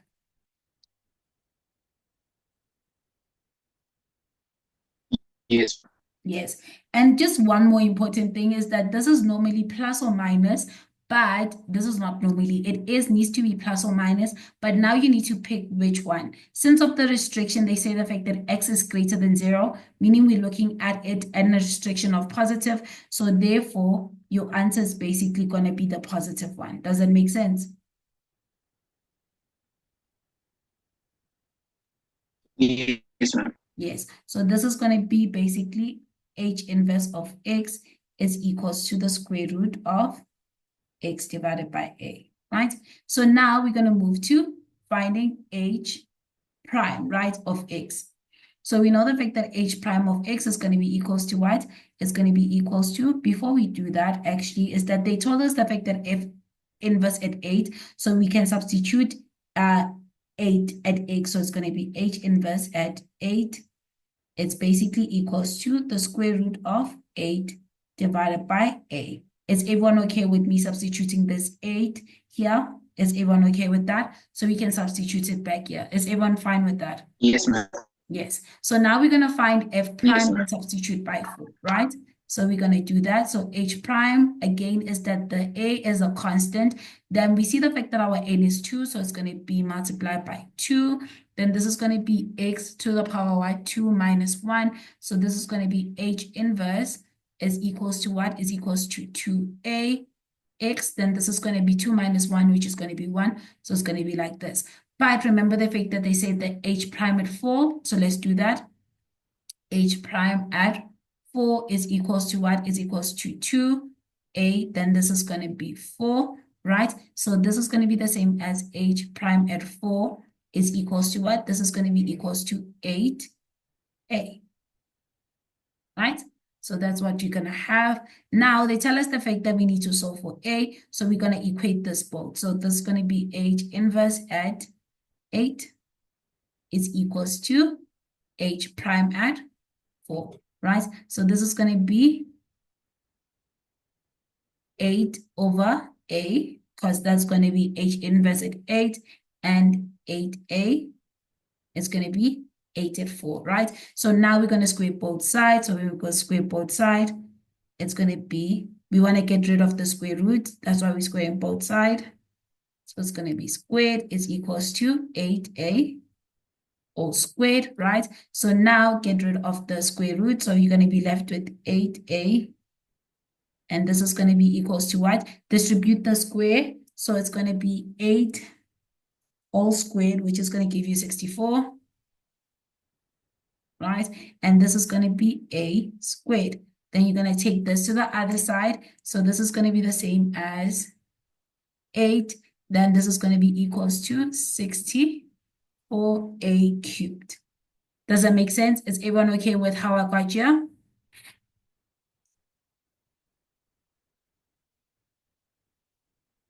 Is everyone okay? Any questions? Please repeat, ma'am. Okay, so what I did is I Can you cross please repeat? Okay, so what I did here is that I cross multiply. So let me just do this so that you can see it because I skipped a step.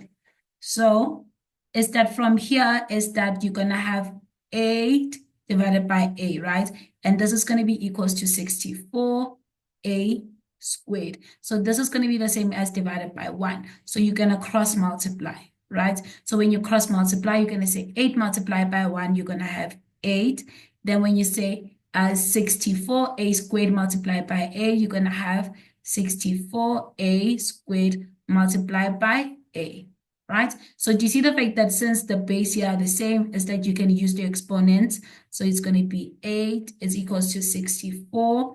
Then this is going to be a what? A 2 plus 1, which is going to be the same as a is equals to 64. Then this is going to be a cubed. Are you okay? Are you okay with how I did that? Yes, ma'am. Yes. So now we're solving for a, right? So we're going to divide both sides by what? By 64. So it's going to be 8 divided by 64 is equals to a cubed. Cube root both sides. So it's going to be 8 divided by 64. We're going to cube root it, right? So this is going to be cube rooted. So this is going to cancel out. You're going to be just left with this. And this one, do you guys want me to show you on the calculator on how to do it? Should I show you on the calculator on how to do it? Or you okay? Oh, man, it's fine. Okay, cool. So when you cube root it, it's going to be cube root, then it's going to be 8 divided by 64. It's going to give you 1 over 2. So it's going to be 1 over 2 is equals to a. So therefore, a is equals to a half. Is everyone okay with how we got a is equals to a half? Yes, ma'am. So that's how you will solve that equation, Anna. So that is the end of us doing the rules and the first principle. And before we move on, I just want to show you how many marks so far. Do you see the fact that especially, I think this one had like, this one, I can say the fact that quote unquote is the hard question. But let's say you get to the test and they give you something like, I think this one. Do you see the fact that that is 11 plus that 5 from the first principle? Do you see that? That is like a whole plus or minus like 5 plus, that's a whole like 15 to 16 marks. Do you see that? Yes, ma'am. Yes. But just make sure the fact that you know your rules like very perfect and you also know how to use the first principle, then you'll be sorted and taking some couple of marks. So now moving to the cubic function, right? So let me just do this.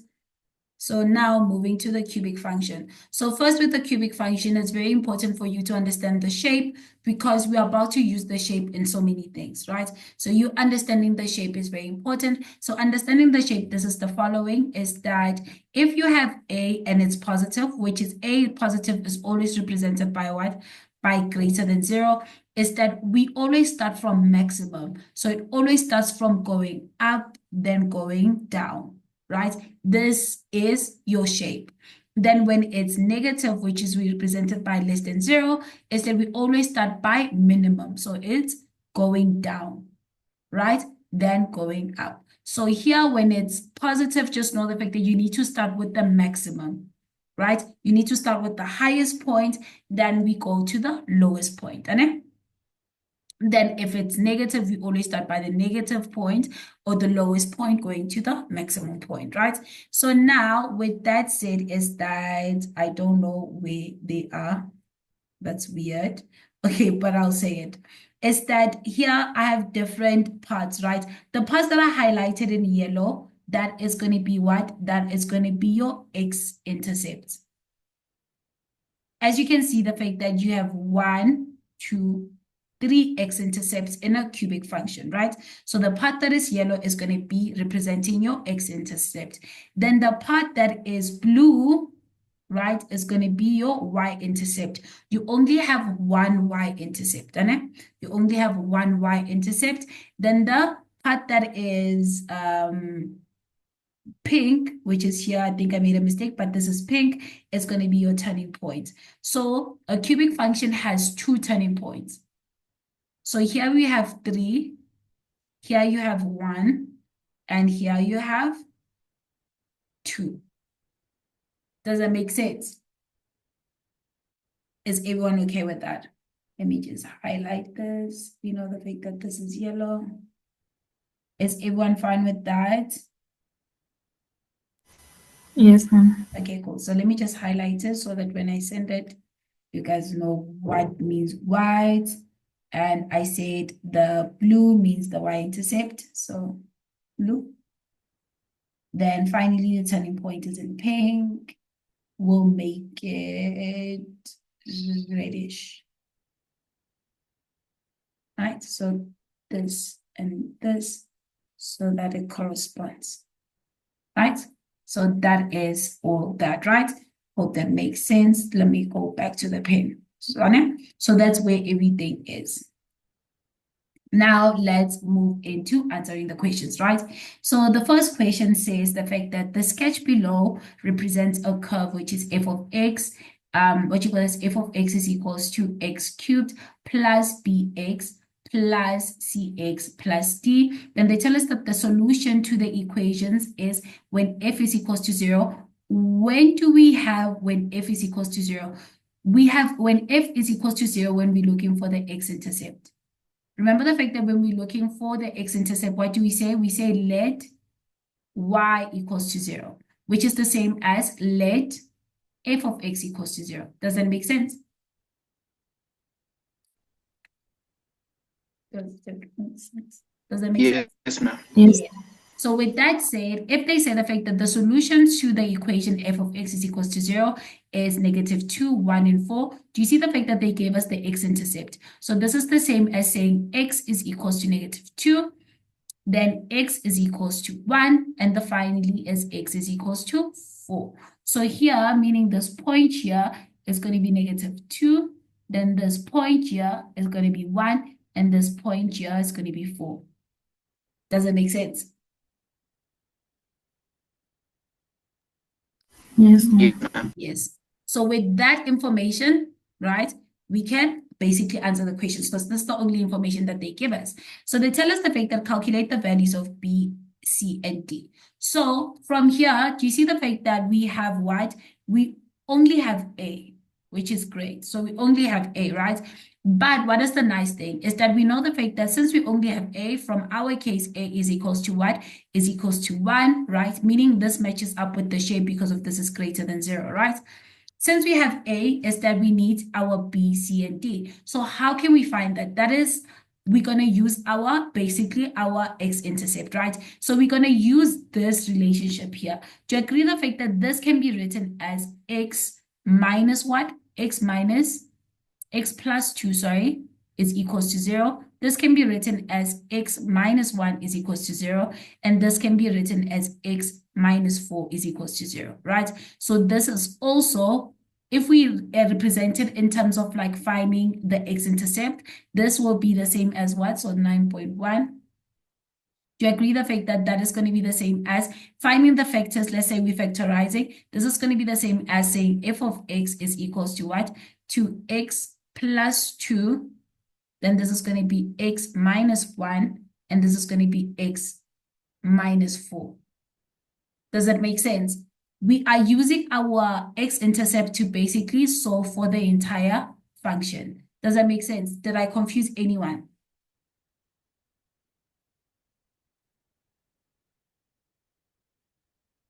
Did I confuse anyone?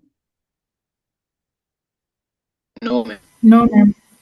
So with that said, the only thing that you need to do is expand it. Then you're going to find your B and C and D, right? So that's what we're going to do. So we're going to first expand this two bracket. So we're going to say f of x is equals to what? Let's expand this. When you x multiply by x, this is going to give me x squared. Then when you say x multiplied by negative 1, it's going to be negative x. Then when you say 2 multiplied by x, you're going to get what? You're going to get plus 2, right? X. And this is going to be 2 multiplied by negative 1, so it's going to be minus 2, right? And this is going to be the final bracket, which is x minus 4, right? Let's clean this up. So you're going to have f of x is equals to what? It's going to be equals to what? It's going to be equals to x squared. Then this is going to be plus x, right? And this is going to be minus 2. Then this is going to be what? This is going to be x minus 4. So now we're going to expand it a little bit further, right? So that we can have it in terms of A, B, C, and D, right? So let's do that. So we're going to have f of x, right? If I'm going to, the one with the smallest bracket, the one with the smallest terms, I like it to bring it in front because it makes everything easier for me. So let me just do that so I'm not confused. So it's going to be x squared plus x minus 2. To be honest, I could have started from the back, then ended at the front, but it's fine. So we're going to do that. So it's going to be f of x is equals to what? Now we're going to deal with x. So if we say x multiplied by x squared, we're going to have x to the power 3. If we say x multiplied by x, it's going to be plus x squared. Right? If we say x multiplied by negative 2, it's going to be negative 2x, right? So now we're going to deal with the 4. If we say negative 4 multiplied by x squared, so it's going to be negative 4x squared. If we say negative 4 multiplied by x, it's going to be negative 4x.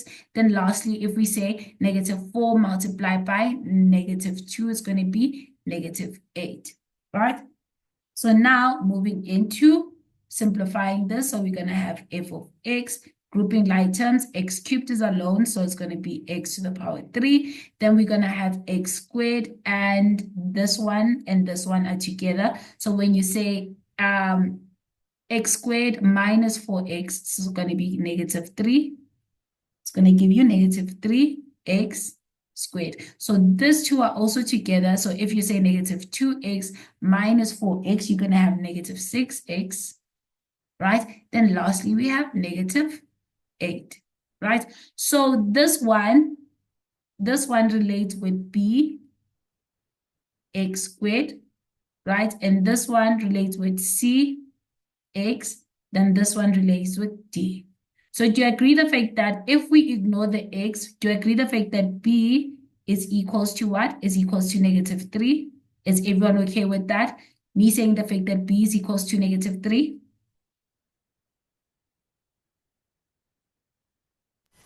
Yes, ma'am. Yes.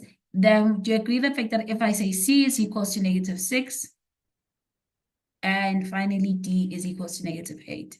Is everyone okay with why b, c, and d are equals to the values that are equals to?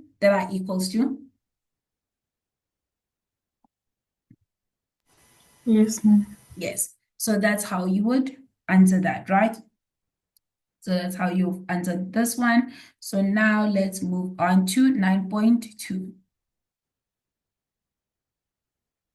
So let's move to 9.2. So 9.2, it says calculate the x coordinate of B, right? The maximum turning point. So basically we need to find the turning point, right? So to find the turning point this is the formula, is that you need to find the first derivative and equate it to 0, right? Then we need to solve for x from there, right? So let's do that. So now finding the first derivative, we know the fact that f of x is equals to what? Is equals to x. Remember the fact that we found that, let's go back. We found that b, let me write it here, b is equals to -3. C is equals to -6. Then d is equals to -8. Right? So we know the fact that f of x, we're going to substitute our b, c, and d. So when we substitute that, we know the fact that f of x is equals to x cubed, right? Minus 3x squared. Then this is going to be minus 6x, right? Then this is going to be plus 8. Remember the fact that we need to have it in this form, but we need f prime, so we can solve for x. So we know the fact that f prime of x is equals to, treat each and every term as an individual function, right? So let's do that. So this is the same as having n as equals to 3. So there's going to be 3x, then it's going to be 3 minus what? Minus 1. Then it's going to be minus 3. Then 2 is in here, so it's going to be multiplied by 2. It's going to be x. Then it's going to be 2 minus 1. This is going to be the same as 1. So it's going to be minus 6 multiplied by 1.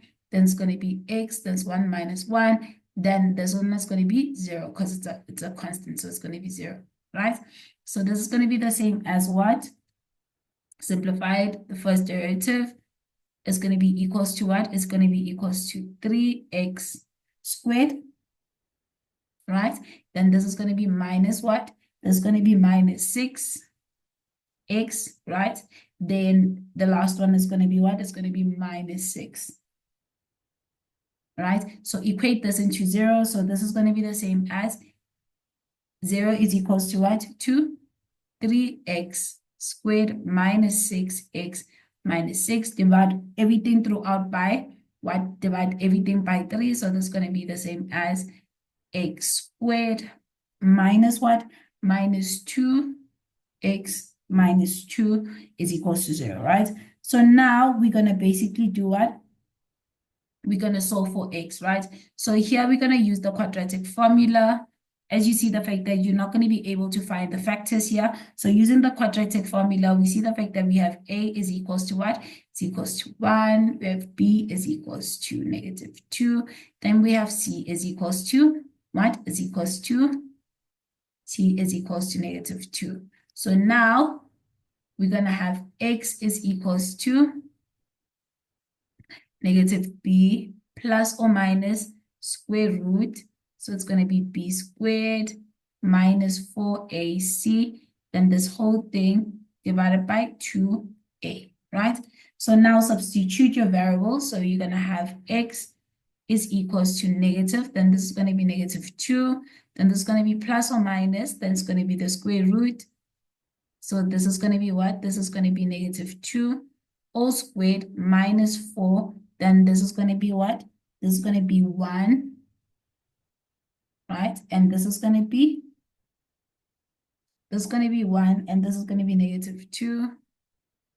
And this whole thing is going to be divided by what? This is going to be divided by 2, 1, right? So punch that into the calculator. You're going to see the fact that, let's punch that into the calculator. So when you punch that into the calculator, you're going to have the following. You're going to have negative, then this is going to be -2, then minus, then this is going to be -2 all squared minus 4, then it's going to be 1, then it's going to be -2, right? Then this is going to be divided by 2, then it's going to be 1. So you're going to have the first answer as being x is equals to what? To negative 0.73. Or remember the fact that a cubic function has two turning points, so it's going to be or. So you're going to say or.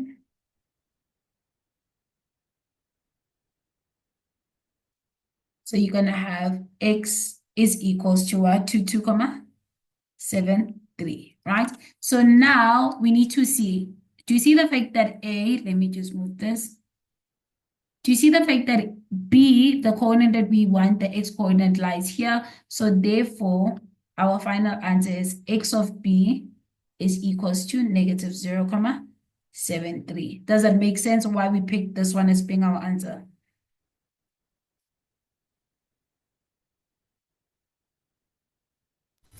Yes, ma'am. Yes. Okay, so that's that. So now let's move into 9.3. So with 9.3, it says determine the equation of the tangent of the graph at x is equals to -1. Before we do that, we need to talk about the notes that are regarding with lines of the tangent, right?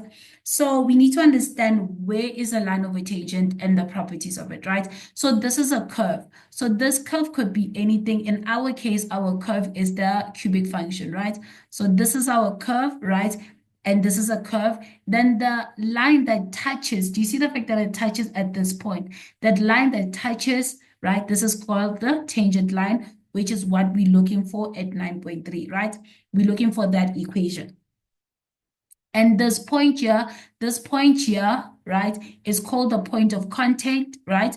Contact, yes, contact, right? Then this point is in terms of x of p and y of p, right? And the line that is perpendicular to the tangent line is called the normal line, right? So now, the relationship between the tangent and the normal line is that when you multiply the gradient of this one, so the gradient of t and the gradient of n, right, is that you're going to get what? -1. That is the properties of analytic, right? When two lines are perpendicular, if you multiply their gradient together, right, is that you're going to get -1. So that is the relationship. Then now, how do you find, right? How do you find the what? How do you find the equation of a tangent? Is that we know the fact that the equation of a tangent, this is called this line is a linear function. So this is a linear function. So since it's a linear function, we already know the fact that to find the equation of a linear function is y is equals to mx plus c, right? So that's why we have this, right? Is everyone okay with that?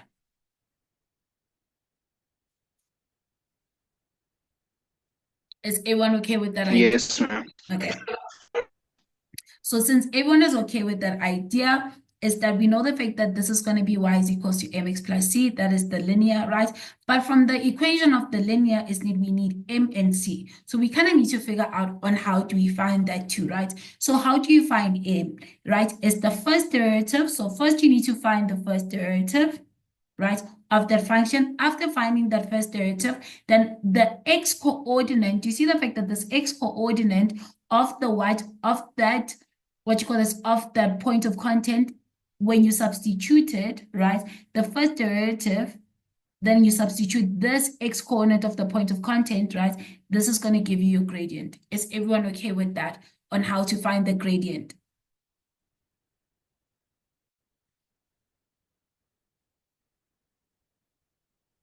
Is everyone fine?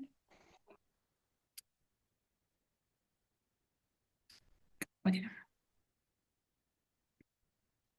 So, Yes, ma'am.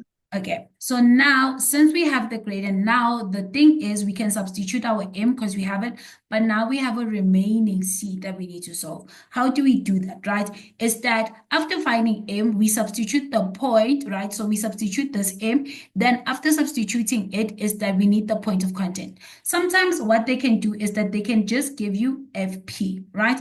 But what do we need? We need the entire coordinate. We need both fp and yp, right? So how do we get YP if they only give us FP? We substitute F, right? We substitute XP into FP, right, to get YP, right? Then we're going to have the entire coordinate, right? After having the entire coordinate, now we have both as Fx, what you get is XP and YP. Now we can substitute it into this one, right? Then after substituting into Y, right, to basically solve for what? To solve for the C. So after finding this two, so you're going to have both your XP and YP, right? We're going to substitute into Y to solve for C. Is everyone okay with that? It's going to make sense when we do the equation. Is everyone okay? But if you're a little bit confused, please tell me. Is everyone okay with that idea?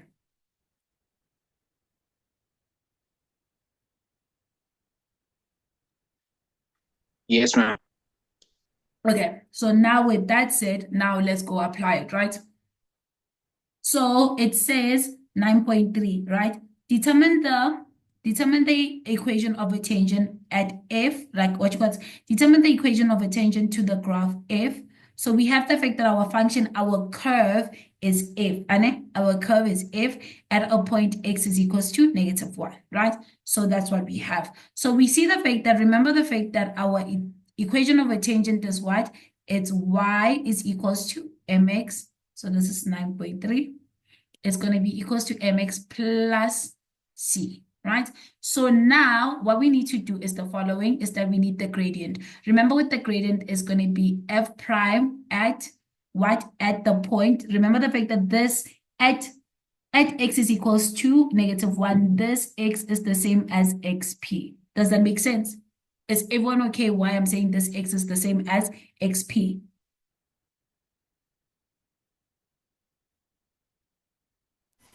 Yes, ma'am. Yes. So with that said, is that we know the fact that we're looking for f prime, right, at xp is equals to what? To m. So let's find the first derivative first, right? So we know the fact that f prime, right, is equals to what? Is equals to, we already found the first derivative.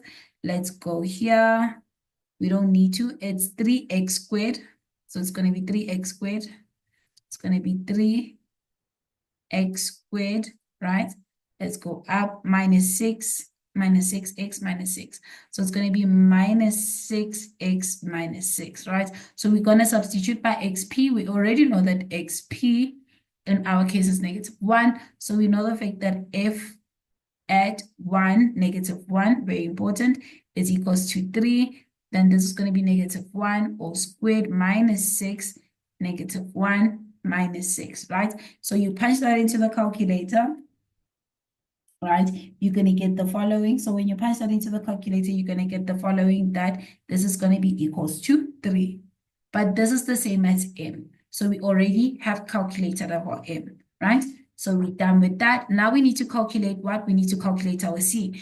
But to calculate our c, we need what? We need xp and yp. How do we find yp? Remember the fact that to find yp is that yp is equals to f at what? At xp, right? So we're going to substitute basically yp is basically equals to what? Is equals to f at -1. Is everyone okay? F at the original function. Is everyone okay with that idea? Yes, ma'am. Okay. So now let's substitute. So when we substitute, we're going to have the following. We're going to have that yp is equals to what? Is equals to negative what? -1 all cubed, right? Minus 3. Then this is going to be -1 all squared. Then this is going to be what? This is going to be minus 6. Minus 6, -1. Then this is going to be plus 8, right? Punch that into the calculator, you're going to get that yp is equals to what? is equals to basically 10. So the coordinate here is basically going to be equals to what? It's going to be equals to -1 is to 10, right?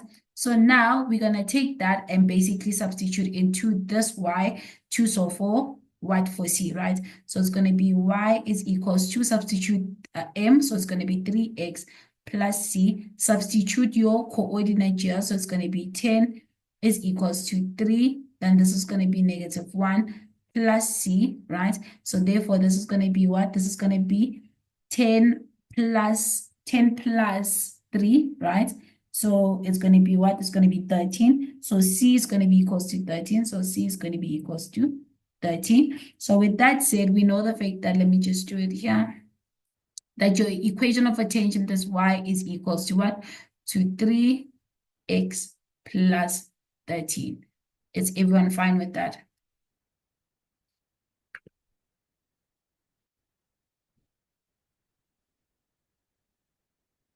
Is everyone Yes, okay?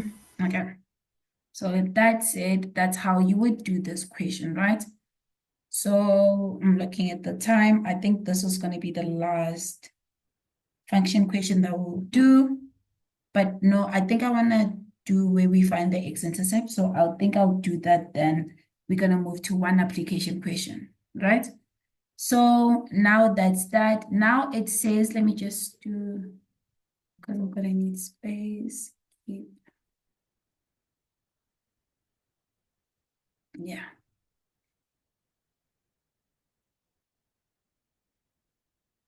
Okay. Yes. Let me. Oh.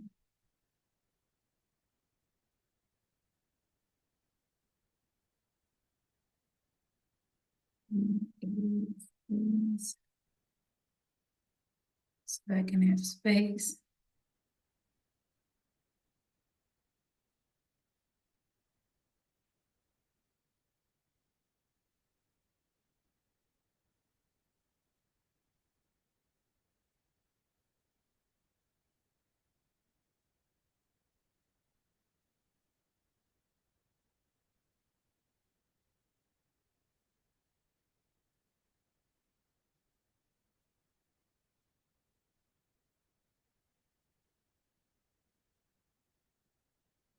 Sorry about that. Let's continue.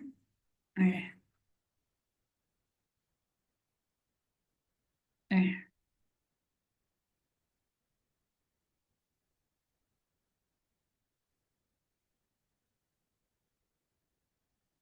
Okay.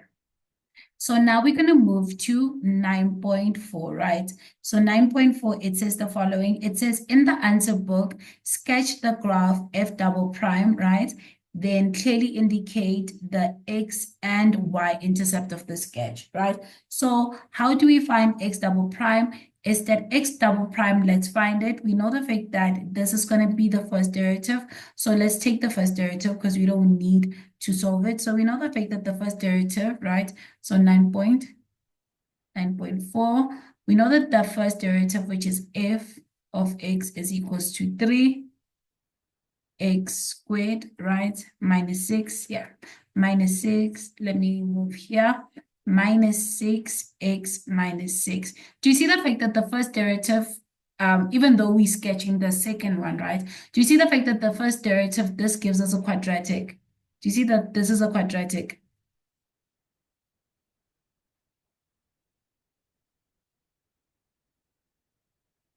Do you guys see that? yes. Yes. So now let's find the second derivative, and you guys will tell me which function is that, right? So the second derivative, which is f of x, is equals to, we know the fact that n here is equals to 2, so we have 3 multiplied by what? By 2. This is going to be x, this is going to be 2 minus 1. Then this is going to be minus here, it's going to be 1, so it's going to be 6 multiplied by 1. Then it's going to be x, it's going to be 1 minus 1 minus, this is going to be 0, right? Simplify this is going to be double x. This is going to give us what? This is going to be 6, right? X. Then this is going to be minus 6. What function is this? What function does the second derivative for? What type of a function is that? Linear. Yes, that's a Linear. linear. Yes, that's correct. That's a linear function. But they said the fact that we need to indicate on this graph, we need to indicate what? We both need to indicate the x and y intercept. We know the fact that this is going to be the y intercept, right? From the linear function, so we don't need to solve that, but we can solve for the x intercept, right? So we know the fact that the y intercept here is going to be what? It's going to be 0 is to 6. Is everyone okay? Why 0 is to -6? Sorry. Is everyone okay with how, why I'm saying this is the case? -6. Is everyone okay with the y-intercept?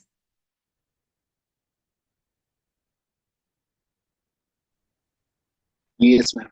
Yes. So now we need to solve for the x-intercept. We need to let y equals to 0. So our y in our case is this one, right? So it's going to be 0 is equals to 6x minus 6. Take the 6 to the other side. So it's going to be 6 is equals to 6x.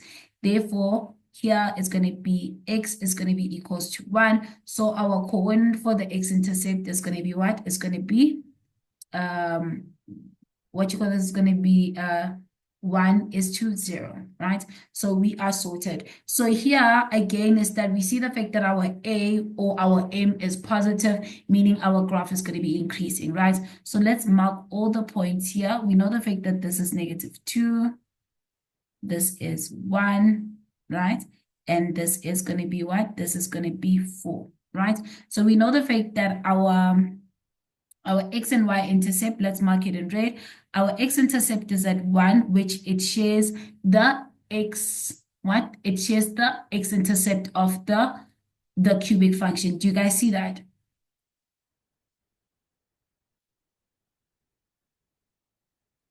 Okay.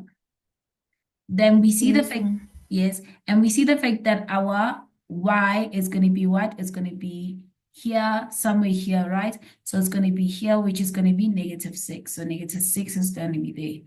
So let me just do that. So that's going to be -6, right? So our graph is going to go like this.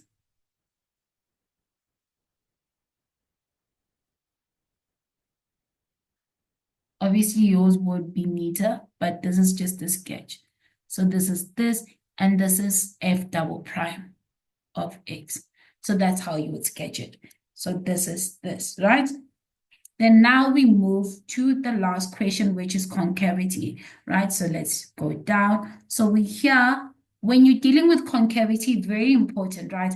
When you're dealing with concavity, this is two things that you need to know, is that you need to basically, one, right, find, if they ask you about concave up or concave down, is the first thing that you need to find is the point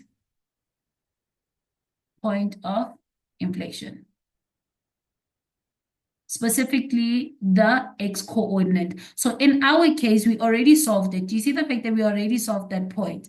We already solved it here. Do you see the fact that when we were here, do you see here? We already solved that because do you remember the fact that to find the point of inflation is basically x double prime is equals to 0, then we solve for x, right? Do you see the fact that we did that here? This is x double prime, and when we were finding the x-intercept, we were basically finding the point of concavity, which was a point of inflation. Does that make sense? Does it make sense, the fact that this is our point? Does that make sense, guys? Or do I need to explain it?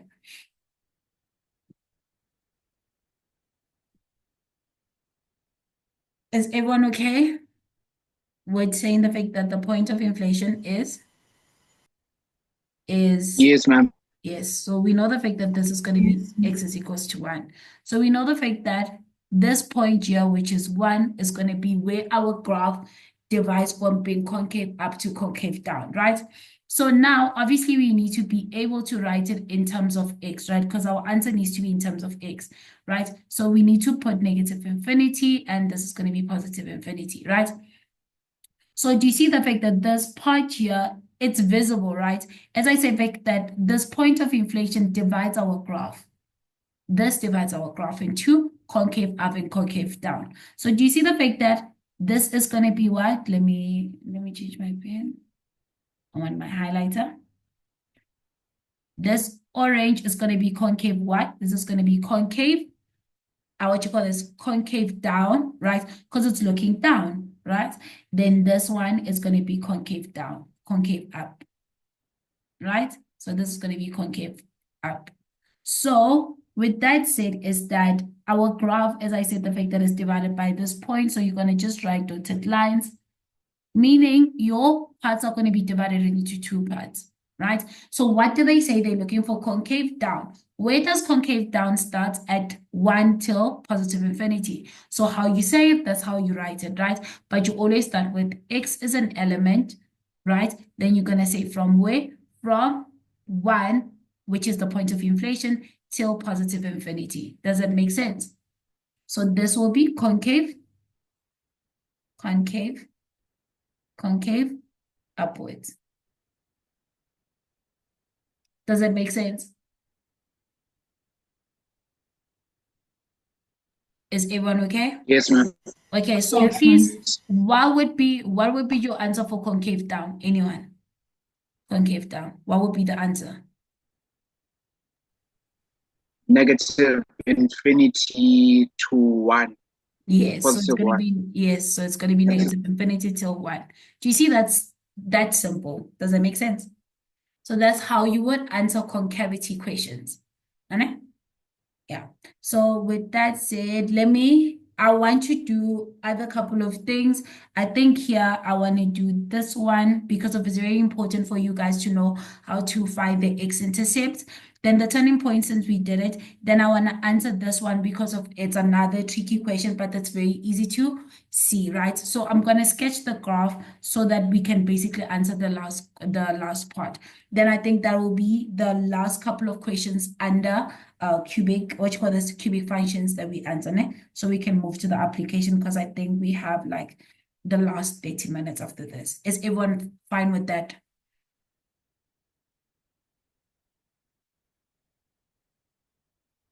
Is everyone okay with that? Yes, ma'am. Okay. So now we're gonna move to, let me just do this. So now we're gonna move to, okay.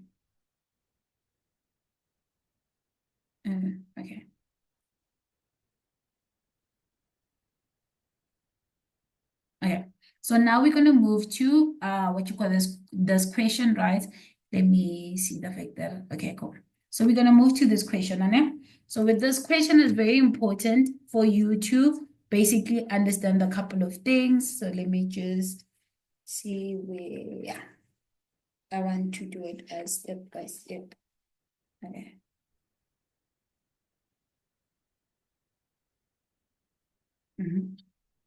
So now we're going to move to finding the x-intercept, right?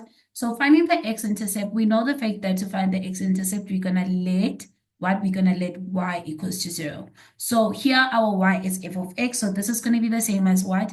So 9.2. This is going to be the same as, let me just start here, then go this side, right? So 9.2. So this is going to be the same as what? Saying the fact that f of x, right, is equals to what? To x cubed, right, minus x, then minus x squared, then it's going to be minus x, then it's going to be plus 1. This is the same as solving 0 is equals to x cubed minus x, what? Minus x squared minus x plus 1, right? Then now, how do we do it? Is that we need to find the factors, right, of 1. In our case, it's nice is that the factors of 1 is 1, right? So the factors of 1 is going to be 1, right, which is multiplied by 1, right? Then it's going to be plus or minus, plus or minus. So that's the only factors, which is the only two factors here. It's just going to be negative 1 and 1, right? Reason why for that is that instead of doing trial or error, is that you always take your last term, find the factors of that, right? And after finding the factors is that we're going to use those terms to basically check which one, when we substitute, we get a 0. Hope that makes sense, right? So in our case, we only have two terms that we need to check, right? Which is negative 1 and 1. So let's do that. So let's start with 1, with negative 1. So let's substitute negative 1. So we're going to have what? It's going to be negative 1 cubed minus, this is going to be negative 1 all squared, then it's going to be minus 1, right? Then it's going to be plus. So now substitute that into your calculator. You're going to have the following. You're going to have -1, right? All cubed, right? Then it's going to be minus, then it's going to be minus, then it's going to be -1, right? All squared, then it's going to be minus, then it's going to be -1, then it's going to be +1, right? Then you're going to get 0. So we see the fact that after substituting just our first time, we get 0, which is great. Sometimes we don't arrive that quickly to the answer. Then that's why you need to keep on doing trial and error, right? So it's going to be what? We know the fact that this is going to be 0, meaning here our x value is going to be the same as x is equals to what? To -1. Hope that makes sense. This form is very important, right? So now with that said, we're going to use the synthetic rule, right, to basically write everything. So to do the synthetic, we're going to need the following, right? Is that to draw this is the synthetic, this, right? On top, we're going to need this variable. So we're going to need A, we're going to need B, we're going to need C, and we're going to need D, right? So in our case, A comes first, B comes second, C comes third, and D comes third, right? So in our case, we need to find A, B, and C, right? And D, right? So A is going to be equals to the coefficient of the first, the one with the cube, which is going to be 1. Then B is going to be equals to -1, right? Then C is going to be equals to what? It's equals to -1. Then D is going to be equals to 1. Is everyone okay so far?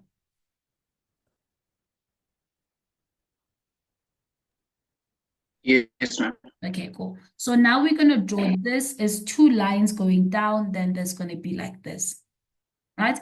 Then we're going to put our A, B, C, and D. So our A is going to be what? It's going to be 1, right? Then it's going to be -1.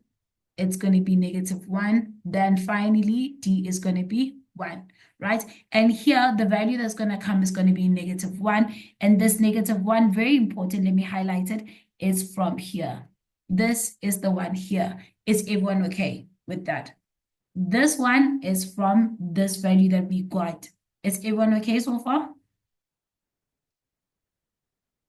Yes, ma'am. Yes. So now we basically want to simplify this, right? We need to factorize this, and the only way we can factorize, we know how to factorize quadratic, and we're trying to create that form, right? So let's do that. So we're gonna first drop this one down, right? When you drop it down, you're gonna have what? You're gonna have 1.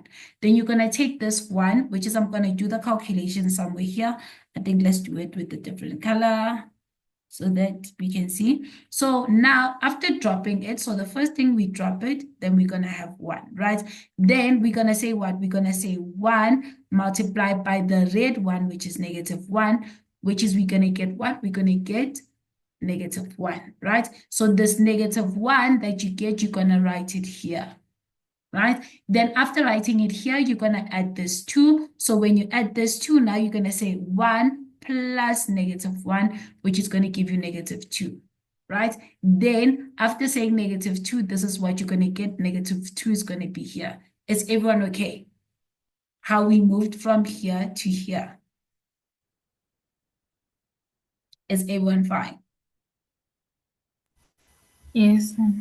Okay, so now we back here, right? So if we back here, we're going to take this number and multiply it back with this one. So how do we do that? It's going to be -2 multiplied by -1, which is going to give you +2. So this +2, the ones that you multiply goes back here, right? So it's going to be +2 here. Then we add them to get the one that are here, right? So when we add them, it's going to be -1 plus +2, which is going to give us what? It's going to give us a +1. So this +1, we go back here, right? Is everyone fine so far?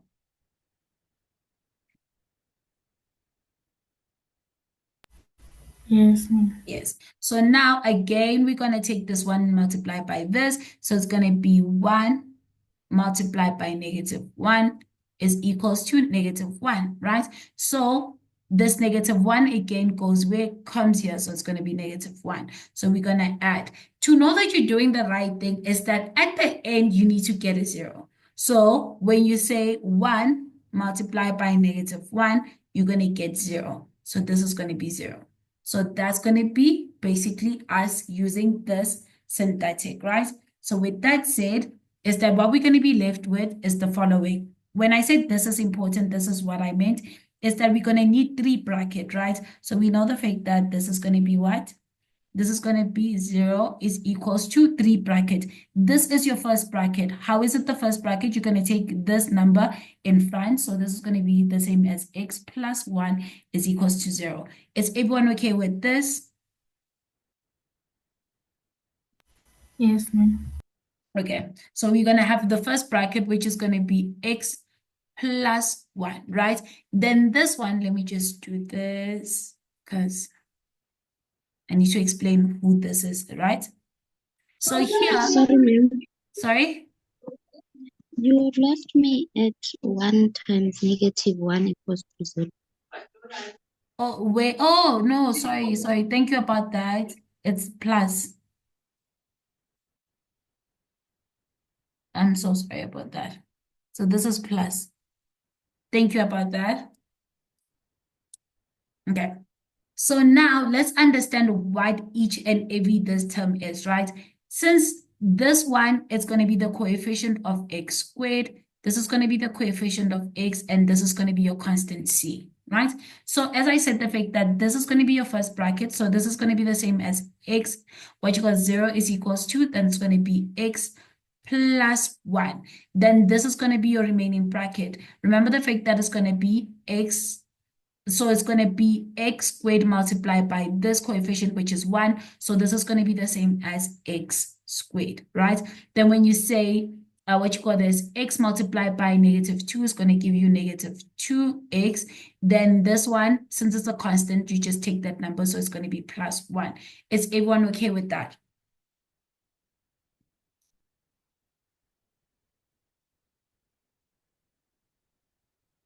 Is everyone fine with that?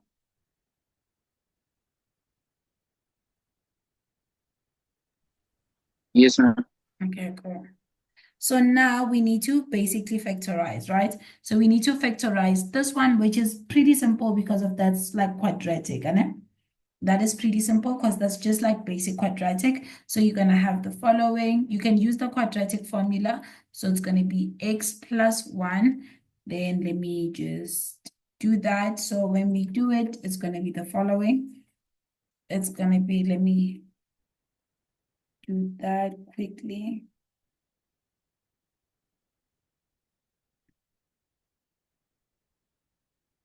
Okay, let me just do that. So it's going to be negative, then it's going to be, it's going to be negative b minus square root of b squared minus 4ac, right? Then this is going to be 2a. Then my b here is -2, so it's going to be -2. So it's going to be -2. Then it's going to be -2. Then it's going to be 1. It's going to be -2. Then it's going to be -2 again. Then it's going to be 1, 1, and positive 1 again. And then it's going to be 1.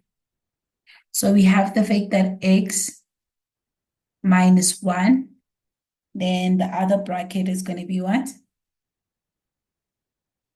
The last one is going to be, it's going to be 1. So it's going to be x minus 1 again. So this is going to be the same as x plus 1. And this is going to be x minus 1 all squared. So that's how you would have it, right? So that's how you will have it.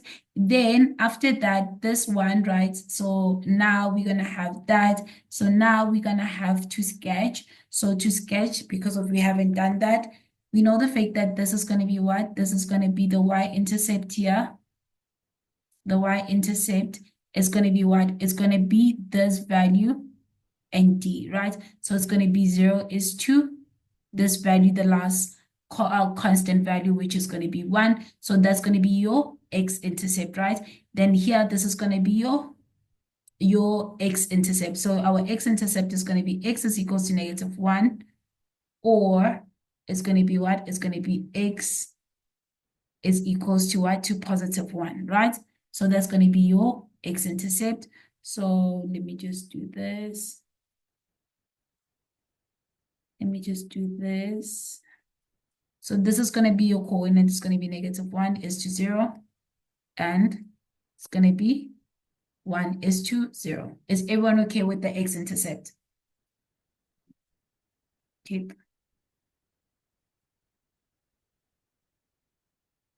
Is everyone fine with that? Yes, ma'am. Okay. So now with that said, I just want to check whether do I have space, because I'm going to need, we need to calculate the turning point. We kind of need to do the whole question because of I didn't talk about sketching, but let's do the entire question and like just doing half of it because of it builds up to the last one, right? So everyone is okay on how we found the the y-intercept, right? So let me just go here. So everyone is okay on how we found the y-intercept. Is everyone okay with that?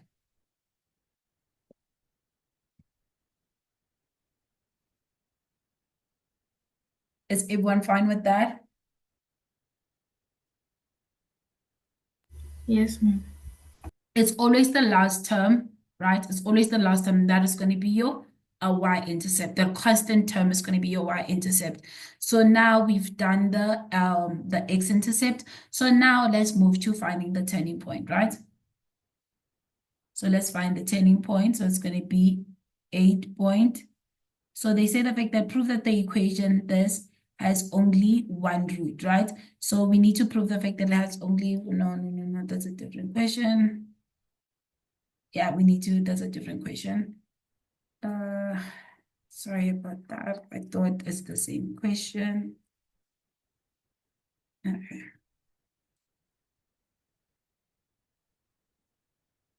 Okay.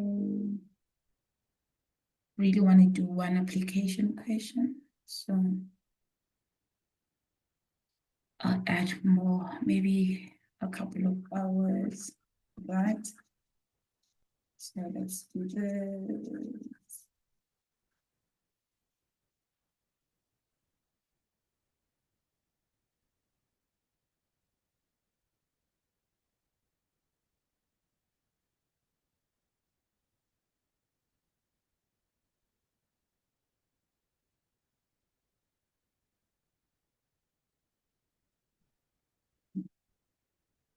Let's do this. Yeah.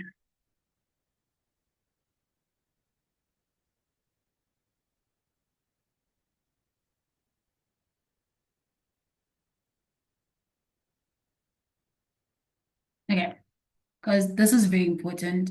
This is very important. So they say the fact that calculate the turning point. As we know, the fact that to find the turning point is the double derivative, right? So it's going to be f. So this is going to be 9.3. It's going to be f prime of x is equals to 0, right? So let's do that. So we know the fact that f prime, let's find it. F prime of x is going to be equals to 3x, right? 3x squared, right? And this is going to be minus 2x, right? That's going to be minus 1. Then now we're going to substitute by 0. So it's going to be 3x squared minus 2x minus 1. Any questions so far? That is just finding the derivative. Is everyone fine with that, right? Because I don't want to move and assume the fact that everyone is okay. But is everyone okay with that? Is everyone Yes, fine? ma'am. Okay, cool. So since everyone is fine, let's move to that. So now, let me just do this, right? Now we're going to factorize, right? So when we factorize, we're going to have the following. It's going to be equals to 3x, right? Plus 1. You can use the quadratic formula to solve this. So this is going to be minus 1, right? And this is going to be the same as equate each bracket by 0. So it's going to be 3x plus 1 is equals to 0. or it's going to be x minus 1 is equals to 0. So this is going to be the same as 3x is equals to negative 1. Then this is going to be x is equals to positive 1, right? And therefore, it's going to be x is going to be equals to negative 1 over 3, right? And here it's going to be x is equals to what? Is equals to 1 over 3, right? But remember the fact that we're looking for the turning point, right? We're looking for the turning point. So since we're looking at the turning point, it's going to be the following, is that we're going to be looking at f at each point, right? Because we're looking at each point, so it's going to be negative 1 over 3. Then we're going to substitute here at x. So it's going to be what? It's going to be negative 1 over 3 all cubed, right? Minus, then it's going to be negative 1 over 3 all squared. Then it's going to be minus, then it's going to be 1 over 3, negative 1 over 3, right? Then it's going to be plus 1, right? Then now, when we substitute, when you punch that into the calculator, you're going to get this one is going to be equals to what? 232 divided by what? Divided by 27, right? Meaning the coordinate of the first turning point is going to be negative 1 over 3 is 232 divided by 27, right? Then we're going to find f at 1, right? Which is going to be equals to what? It's going to be equals to 1 cubed minus 1 all squared minus 1, right? Plus 1, which is going to be equals to what? It's going to be equals to 0, right? So the other turning point is going to be what? 1 is to 0. Do you see something? Do you see the fact that the turning point and the x-intercept share the same coordinate? Do you see that, guys? Do you guys see that?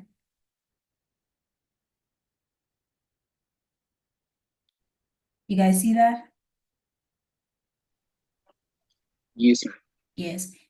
And another way that you could see that is that, do you see the fact that after factorizing, if it's in this form where it's like it shares, do you see the fact that it's all squared, like 1 point is squared? That's when you know the fact that the turning point and the x-intercept are going to share a point. Okay? So if it's like this, do you see this one? Then you know the fact that no, okay? The turning point and the x-intercept are actually going to share a what? Are going to share the turning point and the x-intercept is going to share a point. Hope that makes sense, Anne? Okay. So now moving into sketching, right? So with sketching, we have the fact that here we have 3 points, right? We have negative 1. This is the x-intercept. And 1 is to 0.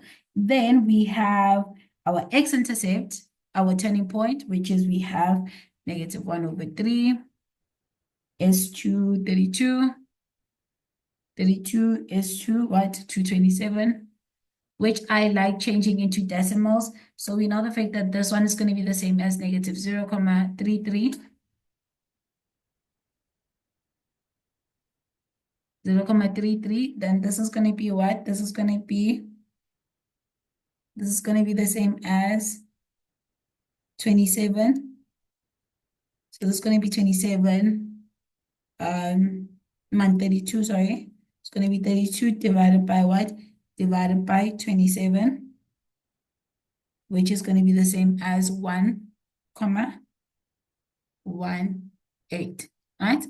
So that's that. So we have another point, which is going to be 1 is to 0, which is another turning point. Then we have the x-intercept, which is going to be 0 is to 1, right? So with that said, now we're going to have the following.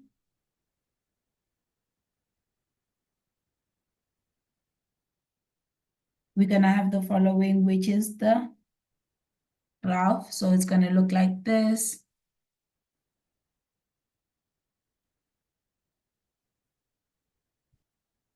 So it's going to look like this. Going to sketch it. Right? First, we need to determine the shape. From this, we see the fact that A is equals to what? A is equals to 1, meaning that is greater than 0. What does the shape mean? The shape means the fact that we're going to go up, right? Then we're going to go down. So this is going to be the final shape that we need to have, right? So now let's mark all the points that we need.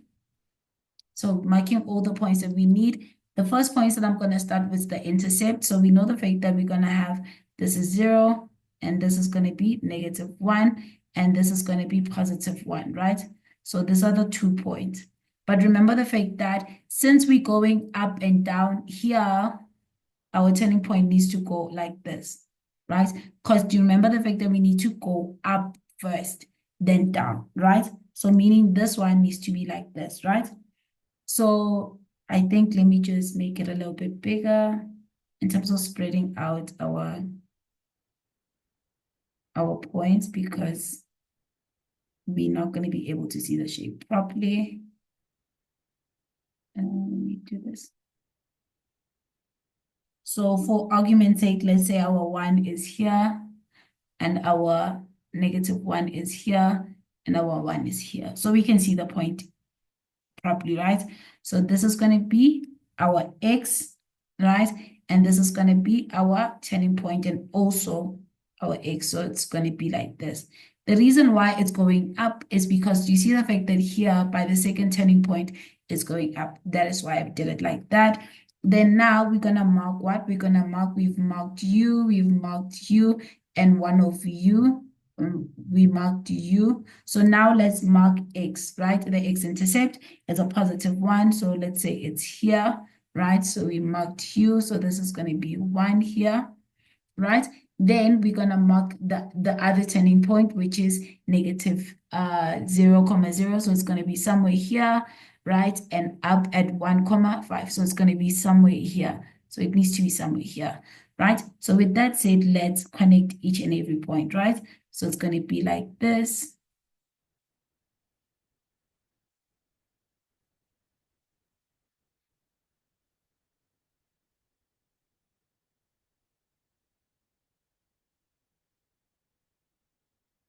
So I'm marking every point. This is -1, this is 1, right?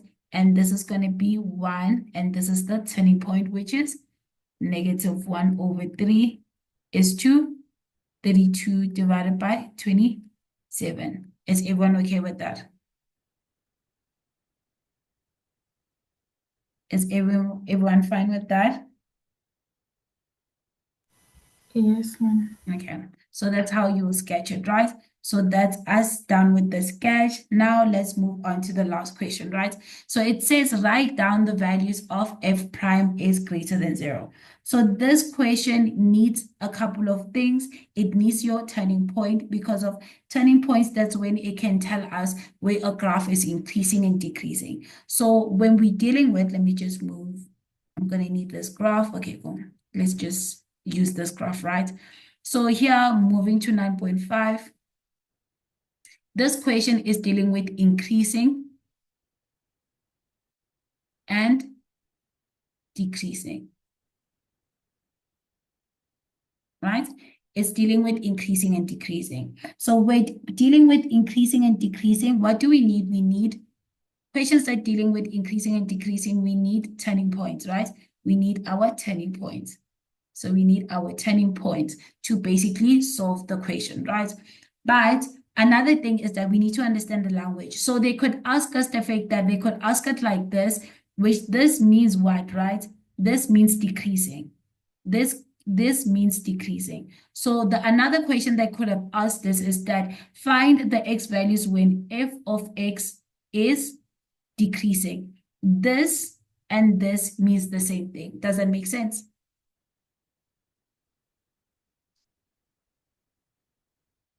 Does that make sense? Yes, ma'am. Yes. Yeah. Then, meaning the fact that, again, if they ask us the fact that f prime of x is greater than 0, this is the same as they saying the fact that find when f of x is increasing. Does that make sense? Yes, ma'am. Yes. So now, as I said, the fact that what matters is the turning point, especially the x coordinate of the turning point. So this -1/3, right? And this 1 is very important because that's where you're going to cut down your graph, right? So let's cut it down. So with our case is that I'm just going to make it in red. cut it down from here so we can create sections.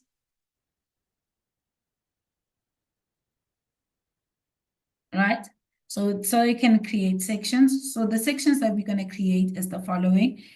It's going to be the first section here. So this is going to be, remember to add your positive and negative infinity. So this is negative infinity and this is positive infinity. And this from negative infinity till this part is going to be your first section. From this part to this part is going to be your second section. And this is going to be your third section. Now you're going to basically follow the graph starting from negative and going up. Do you see the fact that if we put arrows, let me just do it in another color. If we put arrows, right? If we put arrows, do you see the fact that if we put arrows following the graph starting from negative to positive, do you agree the fact that we keep on going up? Do you agree with that? Do you guys agree with me? Moving from this direction to this direction, do you guys agree that we're going up? Then we're Yes, gonna ma'am. go down. We go down. Then we go up again. So where the arrows are going up, this is where we're going to say the fact that that is increasing. Do you see the fact that where the arrows are going up, this is increasing. So where arrows are going this direction, we say the fact that this is increasing. Does it make sense? Increasing. Then when the arrows are going down, this is decreasing. Right? So, and this one meaning is going to be increasing. So to answer this question, right? Which portion is the from negative infinity till negative 1.5? Is the graph increasing or decreasing? It's increasing, right?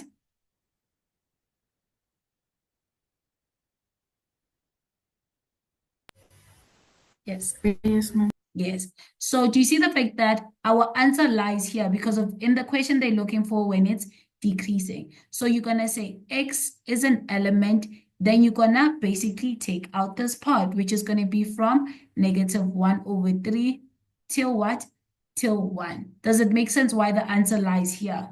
Because of the arrows are going down here. Does that make sense? So this is for increasing. Let me just, no, this is for decreasing, I'm sorry. And for increasing, our answer is going to be where from X is an element from negative infinity, right? Till negative 1/3. Or it's going to be what? It's going to be from where? From 1 till positive infinity. Does everyone agree on which portion is increasing and which portion is decreasing? Is everyone okay with that?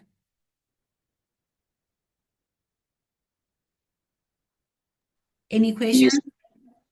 Any questions?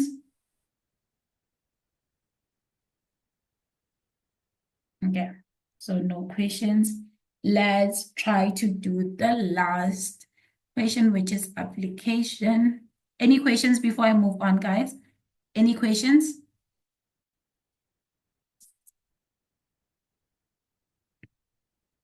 No. Okay, cool. So now we can move to one more question, which is application, right? So let me do this question, which is application. Then that is that, I guess.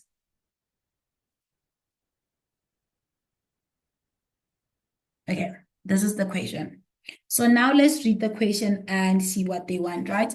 So it says, given that f of x is equals to negative 3x cubed plus x, then they say the fact that calculate the value of q, right? For f of x plus q, so they tell us that f of x plus q will have a maximum value of 8 plus 9, right? So they're telling us the fact that if I take the maximum value of f of x plus q, I'm going to get this maximum value of this one, right? So this, when we rewrite it, is the same as the maximum value of, right, of what? Maximum value of f of x plus q, this is going to be equals to what? It's going to be equals to 8/9, right? So now, before we go to anything, we kind of need to understand what is the maximum value, right? So the maximum value is that if we're dealing with the cubic function, right? Since this a is what? It's greater than what? This is less than 3 because of, sorry, since a here is equals to -3, right? Which is less than 0, meaning our graph is going to look like this. It's going to look like this, right? So let's say we have a cubic function, which is, in our case, this is a cubic function, right? When they're talking about the maximum value, right, they're not talking about the x value. See the fact that they said maximum value, right? Meaning, as I said, the fact that we add the maximum value of f, this one plus q is going to be equals to this. Is everyone okay with this? With me analyzing it this way, analyzing the sentence in this way, especially this part. Is everyone okay with that?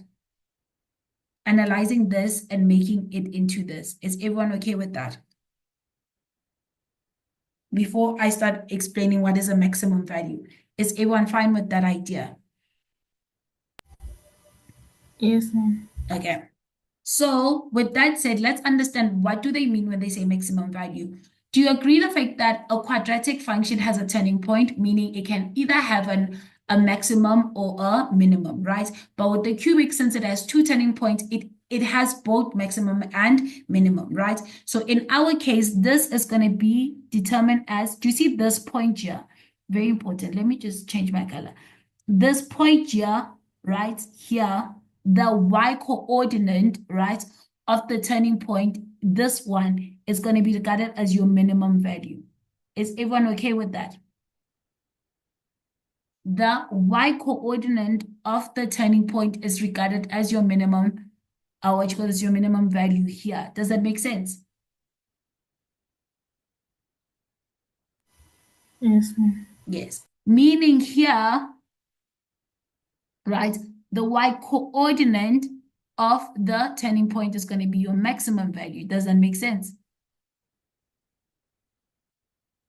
Yes, ma'am. Yes. So now what do we need to do? Do you see the fact that to calculate this one is that we need to find the first derivative, right? Then after finding the first derivative, we need to determine which one of the x coordinate, either one of them is going to be here or one of them is going to be here, right? Which one of them correspond to the maximum, then substitute that x coordinate to find the maximum value. Does that make sense?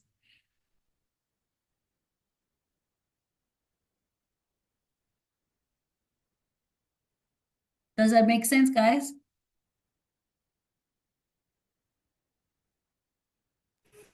Yes, ma'am. It makes sense. Okay, cool. So now let's do that. So we're going to find the first derivative. So to find the first derivative, because we're finding the turning points, right? So we're going to find the first derivative because of turning points linked to maximum or minimum, right? So it's going to be f prime of x is going to be equals to, let's take each and every one of them. So here n is 3, so it's going to be -3. Then multiplied by 3, then it's going to be x, it's going to be 3 minus 2. Then here it's 1, so it's going to be plus 1 multiplied by x, that's going to be 1 minus 1, right? Simplify that, so it's going to be f prime of x is equals to what?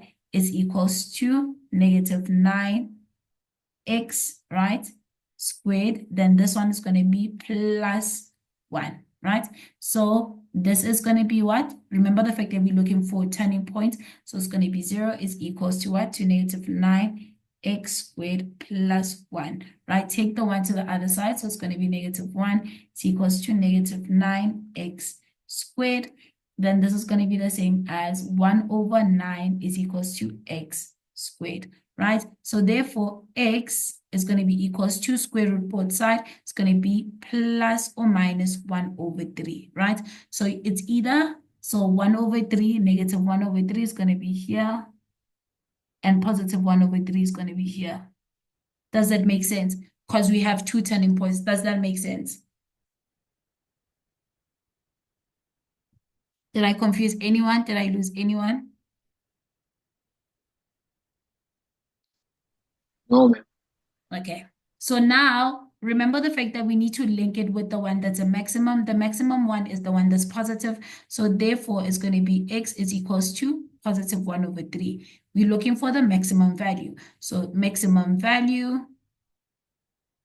right, is going to be equals to what? It's going to be equals to f at 1 over 3.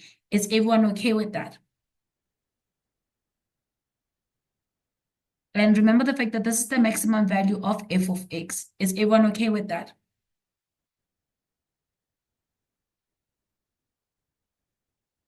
Okay. Yes.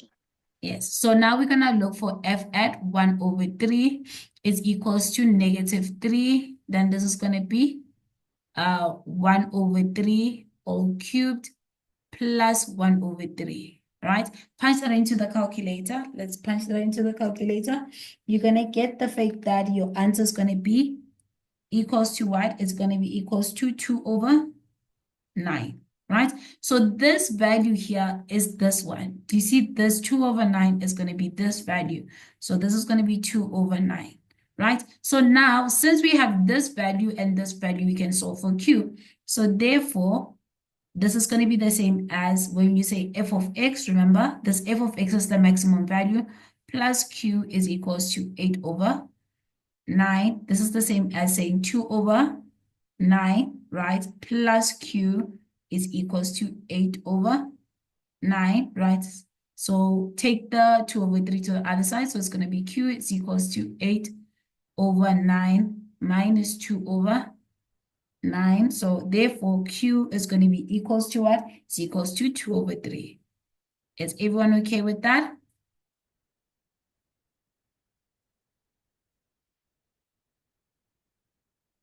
Yes. Yes. Any questions so far?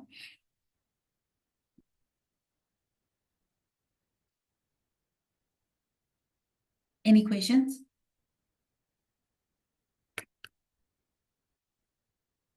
Okay. So I can stop sharing because I want to say a couple of things because I think we have like 4 minutes left. So for the person that said the fact that you need which was you need explanation with the questions, since time is not on our side, please send me the pictures of the questions that you're struggling with. Then I'll explain it to you via WhatsApp. Do you have my WhatsApp number? Because I can leave it in the chat. Should I leave it in the chat, my WhatsApp number? Or do you have it? Let me just leave it. WhatsApp number.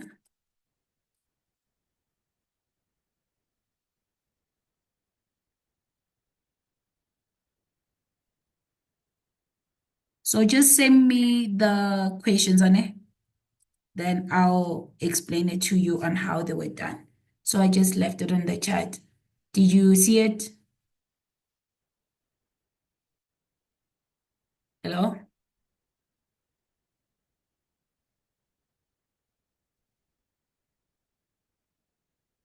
Can you guys see the message? Yes, ma'am. Yes. So just send me a text if you are struggling with questions because of the thing is I'm looking at the time period and we need to finish like all the topics before we start doing like the full papers, and so the goal is to like do everything. But if you are struggling with the questions, please send me a WhatsApp, then I can take a look at it and explain, Anne. Yes, ma'am. Okay, cool. So I hope this session was beneficial, and as soon as this recording gets saved, I'll send it to you guys, Anne. Ma'am, may I ask what's Yes. after Euclidean geometry? What is after Euclidean? Let me check for you while we are. Let me check the schedule.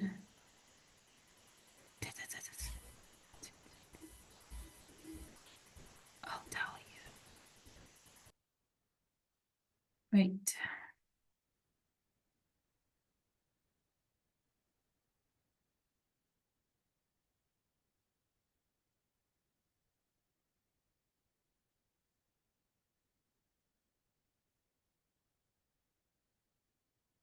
Oh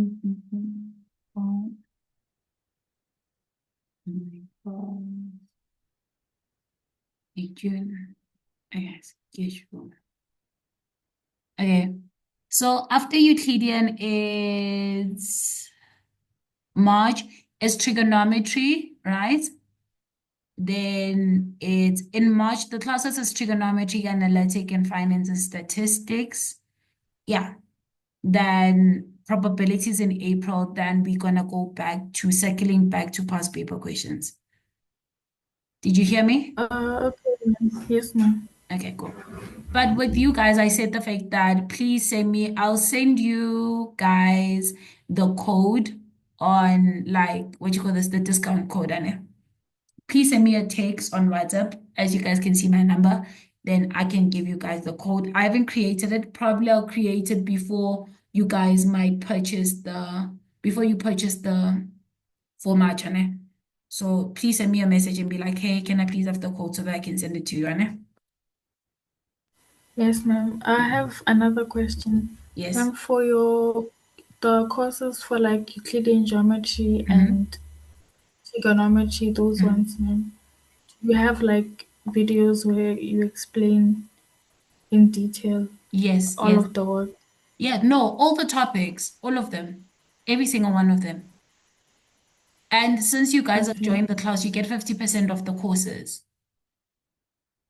Oh, okay. Yes, you don't buy full price because of you already joined the class. So all the topics that we have done from the beginning till now, you get all of those topics. Like we've done what? Number patterns, right?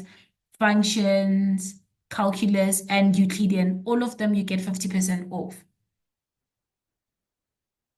Okay, ma'am. Okay. So any questions? Are you guys okay?